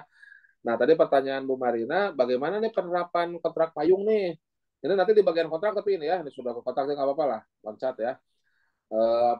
Bagaimana penerapan kontrak payung? Karena kontrak payung itu kan sebetulnya baru diikat speknya dan harganya gitu kan ya, Bu Marina ya. Jadi belum ke volumenya ya. Nah, aplikasi contohnya misalkan gini, bisa saja ya misalkan ini, misalkan otorita ibu kota negara baru nih ya. Nah, ini otorita negara baru ini sedang ini nih, sedang apa lagi gercep-gercepnya butuh banyak konsultan ya, butuh banyak konsultan untuk perencanaan lahan tuh di ibu kota Nusantara ya. Nah, nah ini daripada butuh konsultan perencana daerah A seleksi, butuh B seleksi lagi, butuh C lagi seleksi. Nah, maka dikumpulkanlah, dibikin suatu kolam, dibikin satu kali pemilihan penyedia konsultan. Nanti ibaratnya kayak bikin katalog gitu, kayak bikin katalog, tapi ini katalognya kumpulan dari para penyedia dari jasa konsultan. Gitu Bu Marina. Nanti disesuaikan dengan kebutuhan dari IKN tadi. Ini butuh konsultan apa saja nih? Misalkan konsultan perencanaan lahan, planologi, konsultan perencanaan bangunan. Di sana kan nanti akan banyak bangunan baru kan? Berarti akan banyak butuh perencanaan bangunan. Akan ada banyak butuhkan supervisi pelaksanaan konstruksi bangunan. Nah, berarti pokoknya di list lah. Ini butuh konsultan apa saja yang banyak itu. Nah, dari situ dilakukanlah satu kali semacam pemilihan penyedia untuk dibikin ya semacam katalognya lah, dibikin katalog, tapi ya tidak masuk ke dalam katalog LKPP enggak, tapi nanti semuanya di kontrak payung, semuanya bertanda tangan dengan IKN ya. Nah, nanti ketika IKN butuh konsultan perencana, tinggal ambil yang sudah berkontrak tadi. Jadi sudah dipayungi kan, sudah dipayungi oleh kontrak awal, perjanjian awal sebetulnya gitu kan, karena belum berkontrak dengan nilainya berapa gitu kan. Nah, ambil PTA yang sudah masuk ke dalam payung tadi. PTA, kamu ngerjain wilayah ini. PTB, ambil lagi untuk ngerjain ini gitu kan, dan selanjutnya. Nah, itu kurang lebih seperti itu. Bu Marina kurang lebih lah seperti itu ya. Namun untuk konstruksi kan belum diberlakukan ya, mungkin untuk non konstruksinya seperti misalkan apakah AMDAL, kajian-kajian segala macam. Nah, itu kurang lebih seperti itu gambarannya. Oke. Nah, kemudian kalau untuk konsultan perencana Nah, ini juga saya baru dengar ya kalau konsultan perencana diistilahkan dengan spek ya. Yang saya tahu sih ya spek itu untuk konstruksi barang jasa lainnya. Karena konsultan perencana pun ya ada ininya, ada latar belakangnya, ada apa, ada metodologinya pelaksanaannya biasanya. Karena kan jasanya kan jasa konsultansi ya, bukan suatu produk barang gitu ya. Nanti mungkin saya coba tanya ke teman-teman di kebijakan ya, apakah ada aturan baru atau memang saya, nah juga nih, makanya saya mungkin masih kurang belajarnya nih Bu Marina ya, makanya nih kita belajar bersama nih, siapa tahu nih ada juga banyak hal-hal yang belum saya ketahui kan, dan juga ada apa masukan baru dari Bu Marina ya, ternyata dari informasi lain, narasumber lain, apa konsultan konsultan perseorangan tuh disebut spesifikasi ya. Nah, coba saya konfirmasikan dulu ya ke teman-teman kebijakan ya. Siapa tahu ada aturan baru atau memang ya tadi saya masih kurang belajarnya dan memang banyak kurangnya saya nih. Kemarin mohon izin ya, saya belum bisa menjawab terkait itu ya, karena sepengetahuan saya semua konsultan ya istilahnya KAK, ada latar belakangnya, ada bagaimana metodologi bekerjanya gitu kan, misalkan programmer seperti itu. Gitu ya, Bu Pak, Marina ya. Pak, Pak. Ya. Kalau mau lihat itu Pak di modul apa Pak? Belajar kompetensi level 2 Pak. Hmm, Di level 2 PPK tipe C. Ada hmm, ketika di modul pertama itu kan tentang penyusunan spek dan KAK gitu. Dia ya, ya, ya. menerangkan masalah itu Pak. Dia Oh mengatakan gitu. itu. Oke. Ya, di kompetensi Ya, level 2 level 2 PKC PPK, ya. Baik, PPK baik. tipe C. PKC ya. Baik. Makasih Bu Marina, nanti saya cek ya, Bu Marina ya. Iya Pak. Oke. Makasih Nanti Pak. WA ke saya ya. Oke, Iya makasih. Pak. Ya. Satu lagi dari Parian, silakan satu lagi ya, terakhir ya. Kita langsung masuk ke perencanaan. Parian masih standby, masih ada pertanyaan gimana? Masih Pak, Ya, gimana Assalamualaikum Parian? warahmatullahi wabarakatuh. Salam warahmatullahi wabarakatuh. Izin Pak Eldi, saya Rian dari Bawaslu Provinsi Sumatera Utara. Izin menanyakan Hmm, terkait mungkin di luar apa ya Pak, di luar pembahasan perencanaan ya, pengantar ya. Nah, yang saya hmm, tanyakan itu di Perpres 16 2018 ya kalau nggak salah. ya, Terkait pasal 88 eh, huruf C, PPK strip Pokja pemilihan strip pejabat pengadaan yang dijabat oleh aparatur sipil negara TNI Polri sebagaimana dimaksud dalam pasal 74 ayat 1B ya, wajib memiliki sertifikat kompetensi di bidang pengadaan barang jasa paling lambat 31 Desember 2023. ya, Jadi ya, yang izin Pak yang saya tanyakan ya. kami di Bawaslu Provinsi Sumatera Utara itu DIPA-nya masih di induk ya di provinsi sedangkan Hmm, di kabupaten kota itu ada PPK untuk pengadaan atau pelaksanaan pekerjaan di kabupaten kota masing-masing di ya, Bawaslu ya. kabupaten kotanya. Hmm, Nah, yang ingin hmm. saya tanyakan, sertifikat kompetensi di batas mana yang harus dimiliki oleh PPK yang di Hmm, unit kerja, Pak? Apakah ya, ya. cukup hanya sampai level 1 atau harus ikutin PPK TPC untuk apa Oke, pelatihan PPK TPC? ya Baik, baik. Pak. Terima Kalau kasih. baik, makasih Pak Rian.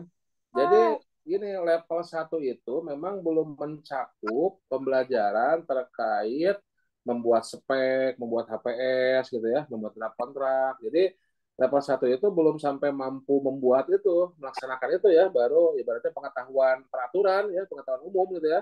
Jadi belum mampu melaksanakan. Ya ibaratnya masih belum kompeten lah seperti itu. Nah, yang dimaksud di Perpres berarti ketika akan menjadi PPK, Pokja atau PP, maka selain memiliki level 1, ya, jadi ada juga yang di grup Telegram tuh menanyakan terkait apakah level 1 itu habis masa berlakunya, bukan. Konteksnya bukan level 1 habis masa berlakunya di 2023, bukan. Masa level-level 1 masih berlaku terus, cuman nah, nanti setelah 2023 untuk menjadi PPK, untuk menjadi Pokja, menjadi PP itu harus memiliki kompetensi. Ya, yang mana kompetensinya bukan hanya kompetensi level 1. Kompetensi level 1 itu baru gerbang pembuka saja. Kompetensinya misalkan apa? Sederhananya begini, simpelnya.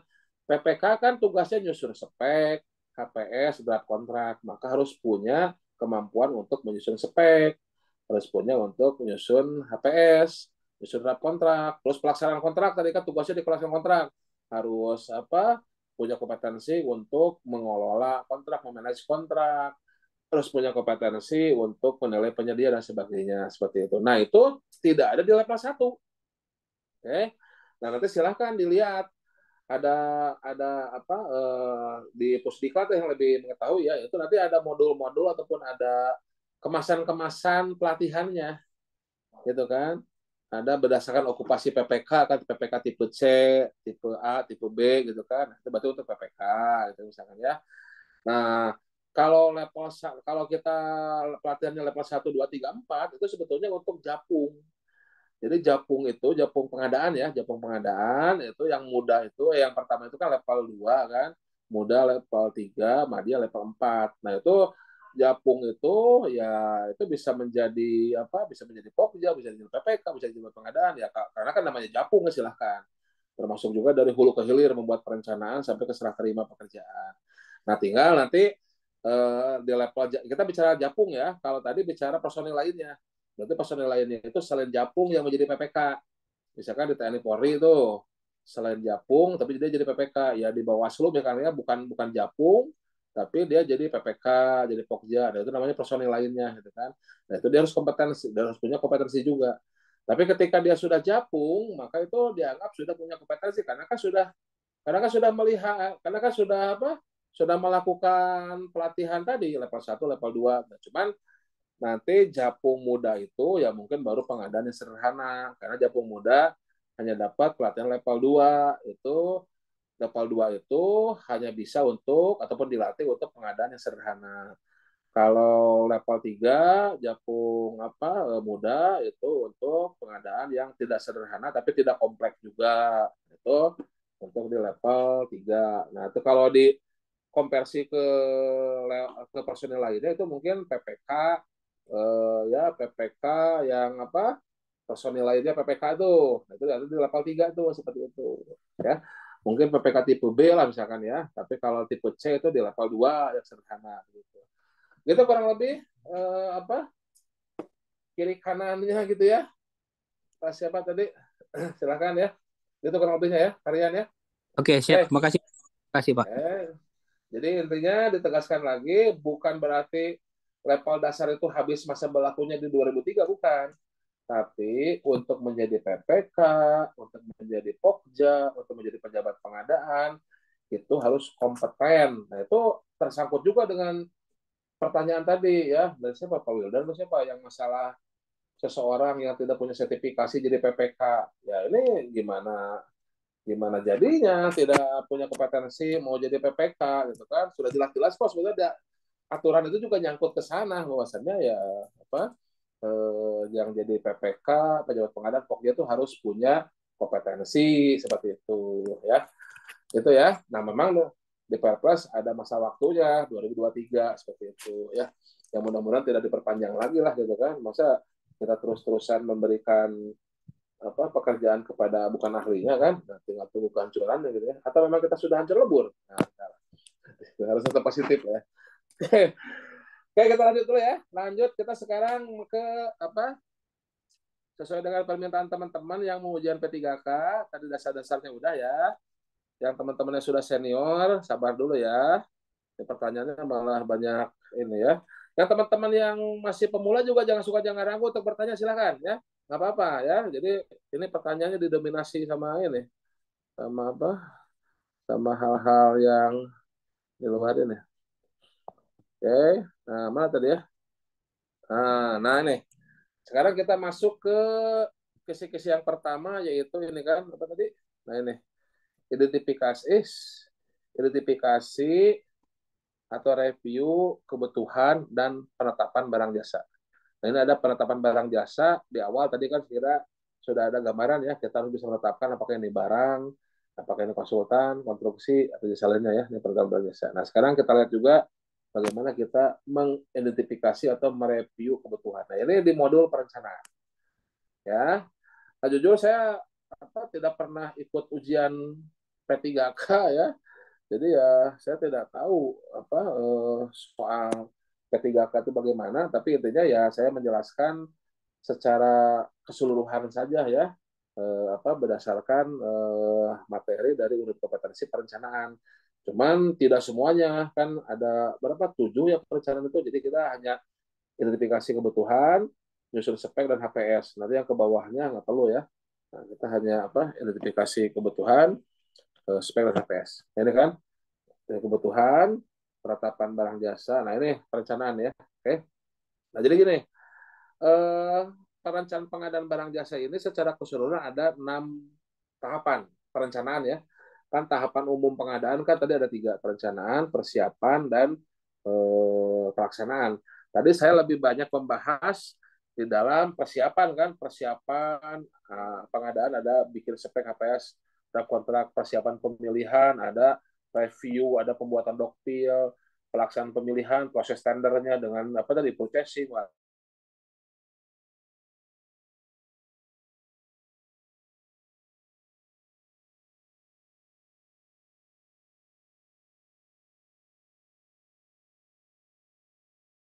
perencanaan ini ada tahapan apa saja, yaitu nah ini pertama identifikasi kebutuhan pengadaan barang jasa. Di sini identifikasi pengadaan, penetapan jenis barang jasa tadi, apakah ini barang, apakah ini pekerjaan konstruksi, apakah ini jasa lainnya, apakah ini konsultan, dan ini penetapan barang jasa ya. Termasuk juga nanti kalau dalam pelaksanaan tendernya ya, dalam pelaksanaan tendernya itu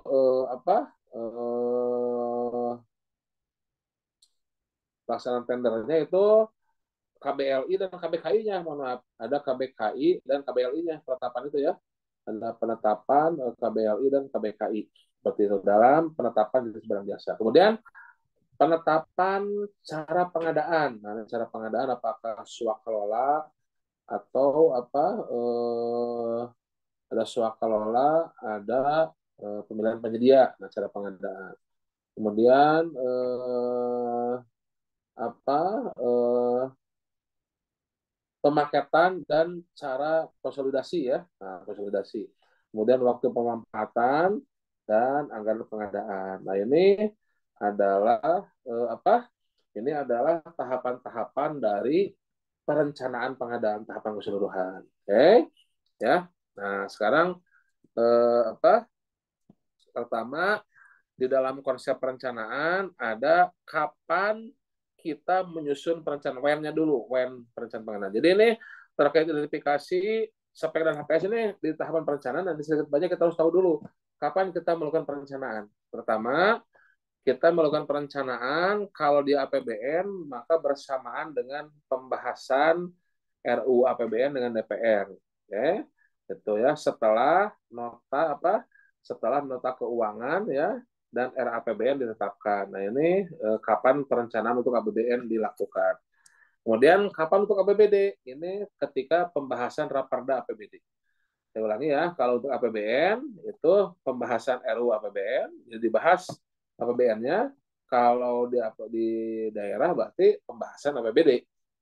Itu ya, ini waktunya kapan ya, siapa tahu ada soal kapan perencanaan pengadaan dilakukan. Nah, gitu. Oke. Ya. Nah, kemudian dalam perencanaan ada poin-poin yang harus diperhatikan oleh PPK. Tapi ini bisa kita skip ya, karena apa? Karena poin-poin ini sama dengan tujuan pengadaan. Intinya PPK harus memperhatikan tujuan pengadaan. Contohnya ada pengadaan berkelanjutan. Nah, ini kan penelitian dalam negeri. Kemudian ada PDN.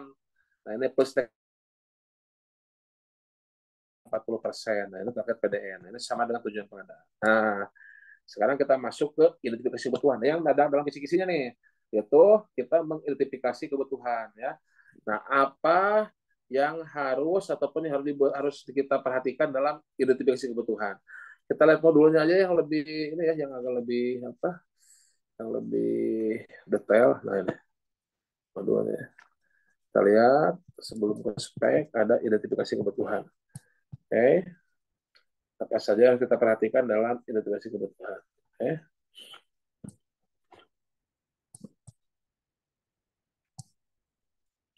Mana tadi? Nah, nih.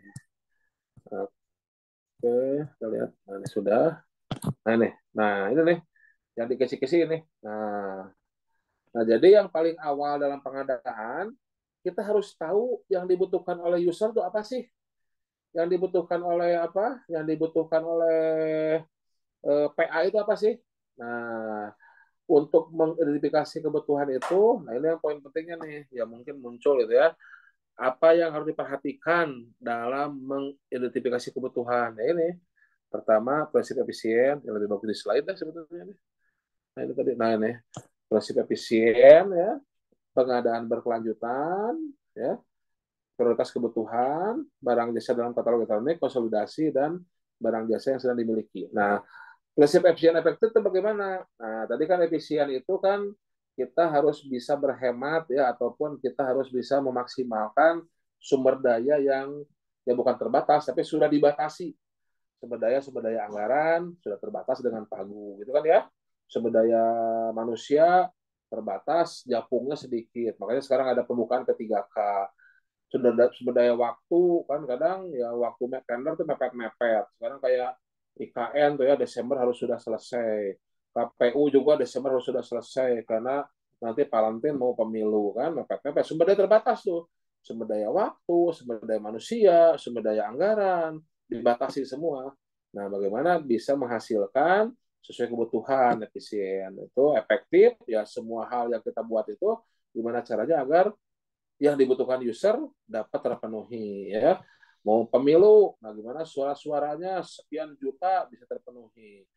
Apa cetakannya ada pilihan. Kalau walaupun tidak terjadi ya satu calon lawan kota kosong, kan dua calon, tiga calon, empat calon bagaimana? Itu harus muncul speknya tuh, itu efektif tuh.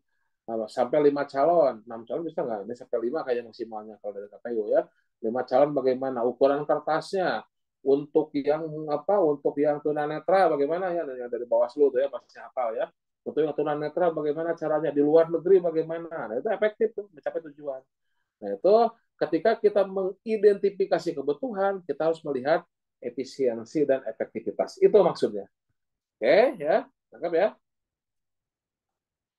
Kemudian pengadaan berkelanjutan. Nah, ini pengadaan berkelanjutan itu ada 3 aspek. Pengadaan berkelanjutan ada 3 aspek ya. Ada aspek lingkungan hidup ya. Jadi PBJ berkelanjutan itu ada 3 aspek. PBJ berkelanjutan ya. Berkelanjutan ini ada 3 aspek ya. Pertama aspek lingkungan hidup ya. Kemudian aspek sosial, dan aspek ekonomi. Nah, ini yang kita sekarang genjot lebih ke lingkungan hidup ini ya, lebih ke LH ini. Nah, lingkungan hidup ini ya terkait masalah ramah lingkungan gitu ya. Jadi misalkan contoh-contoh pengadaan berkelanjutan untuk yang isu lingkungan hidup, aspek lingkungan hidup, misalkan menggunakan produk yang ramah lingkungan. Terus menggunakan produk-produk yang recycle, reuse gitu ya. Kemudian yang tidak merusak alam lah ya, masalah emisi karbon segala macam. Nah, ini pengadaan berkelanjutan. Kalau kertas ada kertas yang eco-labeling, furniture yang ada SLVK yang bukan illegal logging ya. Terus kayak penggunaan bahan-bahan kimia ya. Nah, itu aspek lingkungan hidup. Oke. Kalau aspek sosial ini seperti memperhatikan masalah ibadah agama, kearifan lokal, masalah gender ya. Nah, jadi penyedia-penyedia yang memperhatikan hal itu. Nah, kalau ekonomi ini ya terkait misalkan seperti total cost of ownership ya. Jadi dia bisa bukan hanya harga belinya saja, tapi secara pemakaian jangka panjangnya bagaimana. Contohnya penggunaan lampu LED ya. Lampu LED selain aspek lingkungan hidup juga ada, mungkin secara aspek ekonominya ada karena dia penggunaan lampu LED itu dalam masa waktu umur ekonomisnya dia bisa lebih murah, PLN-nya bisa lebih murah. Karena kan dengan lampu LED yang hanya wattnya kecil tapi cahayanya bisa sama dengan lampu halogen ya, lampu neon yang wattnya lebih besar sehingga penggunaannya bisa lebih murah. Contohnya seperti itu. Nah, ini pengadaan yang berkelanjutan. Nah, jadi di dalam mengidentifikasi kebutuhan kita harus melihat pengadaan berkelanjutan. Jadi misalkan Bapak Ibu selaku PA nih ya, PA ya, ketika ada kebutuhan dan PPK menerjemahkan ini, membuat lebih kebutuhan. Nah ini misalkan, oh saya mau butuh kendaraan operasional nih bagi para eselon 3 misalkan ya atau eselon 4. Nah, ketika ada isu pengadaan berkelanjutan, ketika membuat identifikasi, maka kita harus memperhatikan pengadaan berkelanjutan. Salah satunya misalkan, oh kita pakai mobil listrik nih. Nah, itu salah satu aspek pengadaan berkelanjutan yang bisa kita lakukan ketika kita melakukan identifikasi kebutuhan. Oke. Kemudian selanjutnya adalah prioritas kebutuhan. Nah, ini prioritas kebutuhan sebetulnya kalau cerita panjangnya kita bisa menggunakan Pareto ya, ada istilah Pareto ya. Silahkan Kraljic ya, bisa menggunakan supply positioning model. Teman-teman bisa googling ya kalau mau mempelajari lebih lanjut terkait supply positioning model. Nah, yang dari Kraljic ya. Nah, ini untuk prioritas nih. Nah, ini kurang lebih seperti ini. Nah, ya inilah misalkan ya. Atau yang ada gambar burungnya mana ya? Gambar burung dari SCM. Image mana image? Image. Positioning model. Nah ini. Nah ini merupakan salah satu contoh alat untuk tadi memperhatikan prioritas. Nah ini kita harus tahu kebutuhan kita itu ada di kuadran mana nih dari SPM ini, supply positioning model atau Kraljic metrik ya. Ini silakan bisa dibaca di Google ya, banyak ya dari Kraljic teorinya. Jadi apakah termasuk rutin, apakah termasuk bottleneck, critical atau leverage. Ada dua sumbu nih. Sumbu yang ke atas ini resiko, sumbu yang ke samping mendatar adalah expenditure, nilai kontraknya lah. Nah ini kalau saya kasih contoh yang rendah aja, yang rutin ya. Nah rutin ini kan resiko rendah ini ya, resiko rendah yang burungnya nyantuin ya, burungnya duduk berbaring rebahan di pinggir kolam sambil baca buku gitu kan, buku komik atau buku novel ya. Nah ini untuk rutin itu kan yang resiko rendah dan uangnya sedikit kontraknya. Nah misalkan pengadaan ATK, ya itu katalog gitu ya, e-purchasing itu rutin itu. Nah makanya strateginya gimana caranya kalau barang-barang yang resikonya rendah, barang-barang yang nilainya rendah, low risk, low expenditure, maka ini masuk rutin, maka strateginya harus nyantu ini si PP atau pejabat pengadaan ataupun pokjanya. Jadi jangan banyak intervensi. Nah misalkan melakukan e-purchasing sudah mulai sistem kan, jadi tidak perlu lagi cek penyediaannya, tidak perlu lagi minta NIB segala macam, itu sudah langsung bisa eksekusi, ya kan? Nah, gunakanlah kontrak payung misalkan ya. Nah, gunakanlah penyedia yang proaktif, yang bisa menyediakan customer account manager dan sebagainya. Nah, ini rutin ini. Jadi untuk yang nilai yang rendah-rendah, jangan banyak intervensi. Pokoknya harus nyantuy. Nah, kita harus fokus di yang ini, yang di kritikal ini. Contoh seperti itu. Nah, silakan. Ini bisa dipelajari lebih lanjut ya. Itu kalau untuk proses kebutuhan. Nah, sehingga dengan proses kebutuhan, nah dari identifikasi kebutuhan, nah kita identifikasi kebutuhan yang mana nih? Nah, kita bisa ibaratnya memaksimalkan dulu yang prioritas kebutuhannya dulu nih. Yang mana yang betul-betul menjadi prioritas kita nih gitu kan. Nah, mana yang harus menjadi diutamakan, menjadi perhatian utama. Itu kebutuhan. Kemudian selanjutnya barang jasa yang ada dalam katalog elektronik gitu ya, barang jasa yang ada dalam katalog elektronik. Nah ini ketika sudah tahu ada kebutuhan ya, maka selanjutnya kita harus melihat juga apakah yang kita butuhkan itu sudah dalam katalog elektronik belum. Nah ini terkait dengan tadi metode pemilihan. Tadi kan metode pemilihan di pasal 38 pertama ada e-purchasing, yaitu barang jasanya sudah dalam katalog elektronik. Nah, kenapa juga kita harus melihat dalam katalog elektronik selain karena pilihan pertama adalah e-purchasing, itu kan urutan ya, e-purchasing, pengadaan langsung, penunjukan langsung, tanda cepat, tanda itu urutan. Jadi pertama kita harus melihat dulu katalog elektronik, kalau ada lakukan e-purchasing. Kalau tidak ada, nilainya tidak sampai 200, bisa pengadaan langsung. Nilainya besar, cek penunjukan langsung, syaratnya bisa nggak? Kalau bisa, penunjukan langsung berapapun nilainya. Wah, nggak bisa deh, tidak masuk kriteria penunjukan langsung, tanda cepat, lihat di sikap. Ini speknya umum nggak? Kalau bisa, tanda cepat. Kalau tidak, terakhir tender. Nah, itu kita lihat di katalog elektronik ya, berarti untuk siapa tahu bisa melakukan e-purchasing seperti itu. Dan juga katalog elektronik kan sudah menjadi pasar yang besar. Itu bisa menjadi survei juga, baik survei terhadap barang jasanya, survei terhadap penyedianya, survei kondisi pasarnya dan sebagainya. Nah, makanya dilihat ke katalog elektronik. Oke? Nah, kemudian juga ketika identifikasi kebutuhan, kita perhatikan terkait konsolidasi. Mana-mana saja bisa dikonsolidasikan. Kalau di dinas A ada kebutuhan ini, di dinas B kebutuhan yang sama, di dinas C juga sama, nah itu mungkin bisa disatukan seperti itu.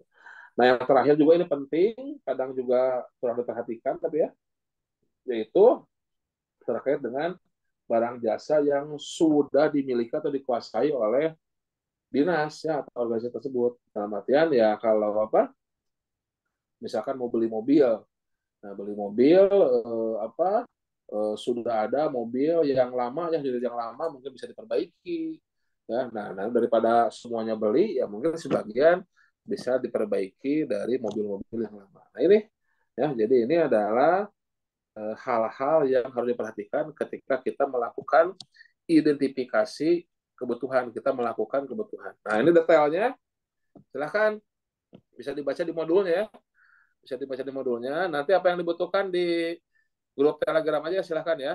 Apa butuh modulnya atau apa silahkan. Nah, ini kesesuaian barang dengan kebutuhan ya tentunya nih efektif nih ya. Nah, apa yang dibutuhkan ya nih untuk barang ya. Terus jadwalnya ada atau ya nih kelayakan yang sudah tersedia. Yang tersedia nih kalau bisa di servis ringan ya servis sudah dari mana asalnya. Kalau impor kan butuh waktunya. Jumlah produsennya tadi survei pasar ya produsennya. Kemudian ininya tingkat komponen dalam negeri TKDN-nya kan tadi apakah ini impor, apakah dalam negeri, kalau dalam negeri TKDN-nya berapa. Kemudian ada layanan penjualnya. Nah, untuk barang diperhatikan. Oke. Kemudian kalau untuk konstruksi hal yang harus diperhatikan tentu sama kesesuaian kebutuhan. Nah, kemudian kompleksitas karena konstruksi ini banyak yang kompleks juga ya. Nah, kompleksitas. Kemudian rusak mikro kecil dan subkonnya, waktu pelaksanaan standar ya sama bahan material PDN TKDN-nya juga. Nah, kemudian studi kelayakan sebelum desain konstruksinya, dan yang paling penting ini nih terakhir dan penting nih pembahasan lahan ya, pembahasan lahan dan lokasinya ya. Nah, ini jangan sampai kita melakukan konstruksi ada identifikasi kebutuhannya kita tidak memperhatikan terkait pembahasan lahan. Oke, konsultan ya sama juga ini fungsi manfaat ini yang nomor satu ya kesesuaian kebutuhan ya, siapa yang usernya, waktunya, pelaku usahanya. Kurang lebih mirip-mirip ya, beda-beda tipis lah ya. Nah, silakan nanti dibaca di ini ya. Kemudian kalau konstruksi, nah ini harus dilihat ini apakah multi years atau single years ya. Nah, ini resikonya juga dilihat, silakan ya. Kapan mulai dan kapan berakhirnya, dan tentunya kalau konsultan itu tenaga ahlinya ya, tentunya yang di. Oke. Non konstruksi juga kurang lebih sama ya, kurang lebih sama. Apa yang dibutuhkan oleh user, apa fungsi manfaatnya, waktunya kapan, pelaku usahanya juga. Nah, jasa lainnya juga kebutuhannya apa, fungsi manfaatnya apa, waktunya ya kurang lebih mirip lah seperti itu. Oke. Nah, ini contoh hasil identifikasi kebutuhan. Jadi kita butuh bangun gedung berapa paket. Nah, ini pekerjaannya apa nih, konstruksi barang dan jasa lainnya. Kita butuh mebeler berapa paket ya. Nanti bisa dirinci juga kalau nanti dalam rencana pengadaan ya itu harus dirinci berapa item-itemnya gitu. Nah, ini adalah identifikasi kebutuhan. Tadi poin-poin pentingnya tadi ya, hal-hal yang harus diperhatikan dalam mengidentifikasi kebutuhan. Itu poin pentingnya yang harus dihafal ya. Tuh. Tadi yang ini yang prinsip efektif efisien ya. Nah, saya pikir yang paling penting ini. Nah, ini tadi di slide. Nah, ini prinsip efisien, efektif, pengadaan berkelanjutan, prioritas kebutuhan, barang jasa dalam katalog elektronik ya sebagai suplai pasar dan untuk purchasing, konsolidasi mana yang bisa disatukan. Konsolidasi itu penyatuan paket ya. Jadi jangan sampai sedikit-sedikit pengadaan. Pengadaan kok sedikit dikonsolidasikan ya. Kemudian lihat barang jasa yang sudah dimiliki atau dikuasai. Oke. Nah, itu identifikasi kebutuhan. Oke. Selanjutnya eh, spesifikasi teknis dan KAK serta perkiraan harga. Saya pikir untuk spek dan harga ini sesi baru aja ya. Ini udah jam 9 lebih nih, spek dan seharga juga butuh konsentrasi juga ya. Saya jawab pertanyaan dulu ya. Ini untuk sesi hari ini kita cukupkan sampai di sini untuk materinya. Nanti untuk spek dan harga kita lanjutkan pada sesi berikutnya. Untuk waktunya silakan. Saya minta bantuan kepada Mas Dika gitu ya.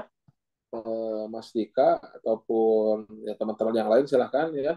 Di grup saja didiskusikan kira-kira kapan mau sesi berikutnya ya. Oke. Ada pertanyaan apa nih? Kalau PPK lulusan D3 atau gelarnya AMD atau kurangnya jadi PPK sudah berjalan.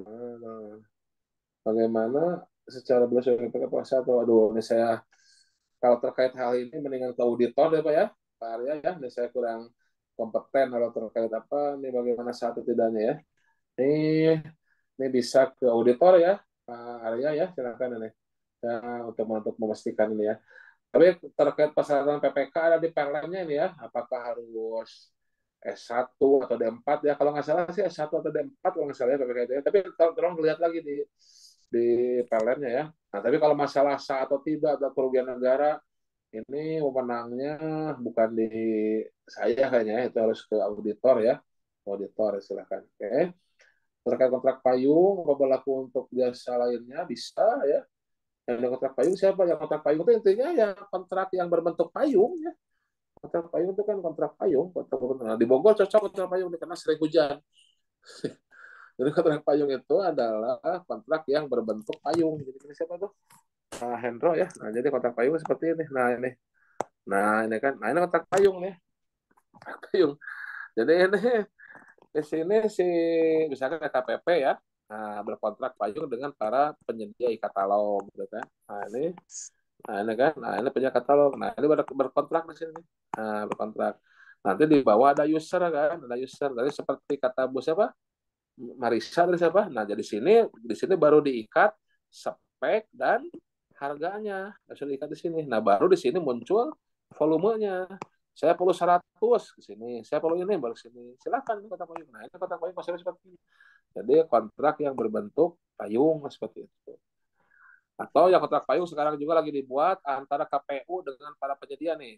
Ini KPU nih. Nah, KPU bikin payung ya. Nah, ini payung di sini ada penyedia segel, ada penyedia apa kotak suara, ada penyedia surat suara, ada penyedia apa tais ya, ada penyedia apa lagi?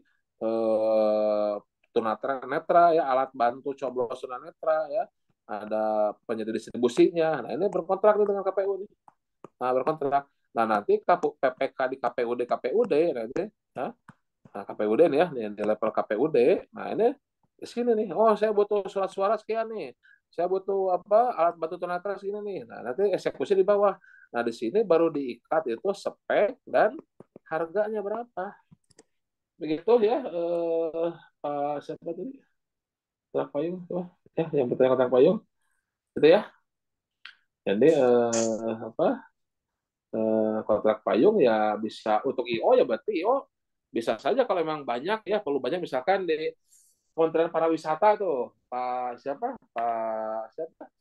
eh siapa loh itu siapa Sandi Sandi Sandi Uno. Nah, Sandi Uno kan pasti butuh banyak IO tuh. Nah bikinlah apa Pak Sandi ini bikin kontrak payung dengan para IO nih para IO. Nah nanti ketika apa dinas pariwisata atau ada event tinggal manggil tinggal bikin gitu ya. Ya, kita lagi. PPK. Ini kalau PPK Kementerian Keuangan ya ini masih inilah masih dari apa? Pak Dudi ya. Jadi memang masih ada komunikasi ya antara KKP dengan Kemenko ya silakan. Oke, untuk 2004 PPK saling nominasi plus sertifikat pelatihan tipe apakah ada dengan Kemenko. Nah ini masih ini terkait dengan Kemenko yang memang masih didiskusikan ya, masih dikomunikasikan, dikoordinasikan antara Kemenko dengan apa dengan Kementerian Keuangan ya. Saya juga belum tahu bagaimana hasilnya ya. Oke, teman-teman semuanya, ada pertanyaan lain yang mau ditanyakan silahkan. Kalau nggak ada, kita cukupkan. Ada lagi? Cukup ya? Baik. Baik, kalau nggak ada, saya ucapkan terima kasih ya atas partisipasi, atas perhatiannya ya, memberikan kesempatan bagi saya untuk sharing dengan teman-teman semuanya. Alhamdulillah ya. Mudah-mudahan ada manfaatnya, ada ridho dari Allah, ada kebaikan dan keberkahan ya untuk hari ini untuk semuanya ya. Kemudian bisa menjadi ilmu yang bermanfaat ya, ataupun ya yang kurang berkenan ya. This meeting is being recorded. Oke, saya kembalikan ke Mas siapa tadi? Lupa. Belum muncul lagi tadi, Mas moderator. Wah, belum muncul, kayak masih sibuk ini. Ya udah. Oke, kita tutup aja langsung ya. Kita tutup aja langsung. Terima kasih sekali lagi ya. Oh, grup Telegram. Ini grup Telegramnya ini apa? Tolong masuk ke masuk ke blog healthy.net ya. Nah, silakan masuk ke blog healthy.net. Betul nggak nih? Silakan masuk ke blog healthy.net. Terus nanti di samping kanan tuh ada ada linknya tuh di samping kanan, baik ke grup Telegram ataupun ke grup ataupun ke grup WA lah ya. Nah ini di samping kanan ada nih. Nah, ya grup nih ya. Atau saya copy coba ya, bisa copy ya. Nah ini. Copy link, ya. Link ya. Copy link. Nah, coba saya bisa nggak? Di Telegram kan bisa ini bisa bisa bisa search ya. Nah, coba sih bisa nggak? Set paste sana. Paste paste. Nah, ini coba aja deh. Nah, ini. Nah, Temi join chat. Nggak tahu bisa nggak? Coba aja. Kalau bisa silahkan. Ya kalau nggak berarti belum beruntung ya. Berarti blok aja. Oke, demikian ya sekali lagi. Terima kasih sebanyak-banyaknya atas partisipasinya. Dan mohon maaf juga sekali lagi kurang lebihnya ya. Demikian kita tutup dengan alhamdulillahirabbil alamin. Sehat selalu ya, sukses selalu dan bahagia selalu buat semuanya ya. Yang mau belajar untuk P3K semoga lulus, untuk ujian juga lulus. Yang sudah menjadi oleh pengadaan semoga amanah, terus lancar semuanya ya. Oke. Sukses dan bahagia selalu dan salam pengadaan dari Bogor. Terima kasih. Saya close meeting ya.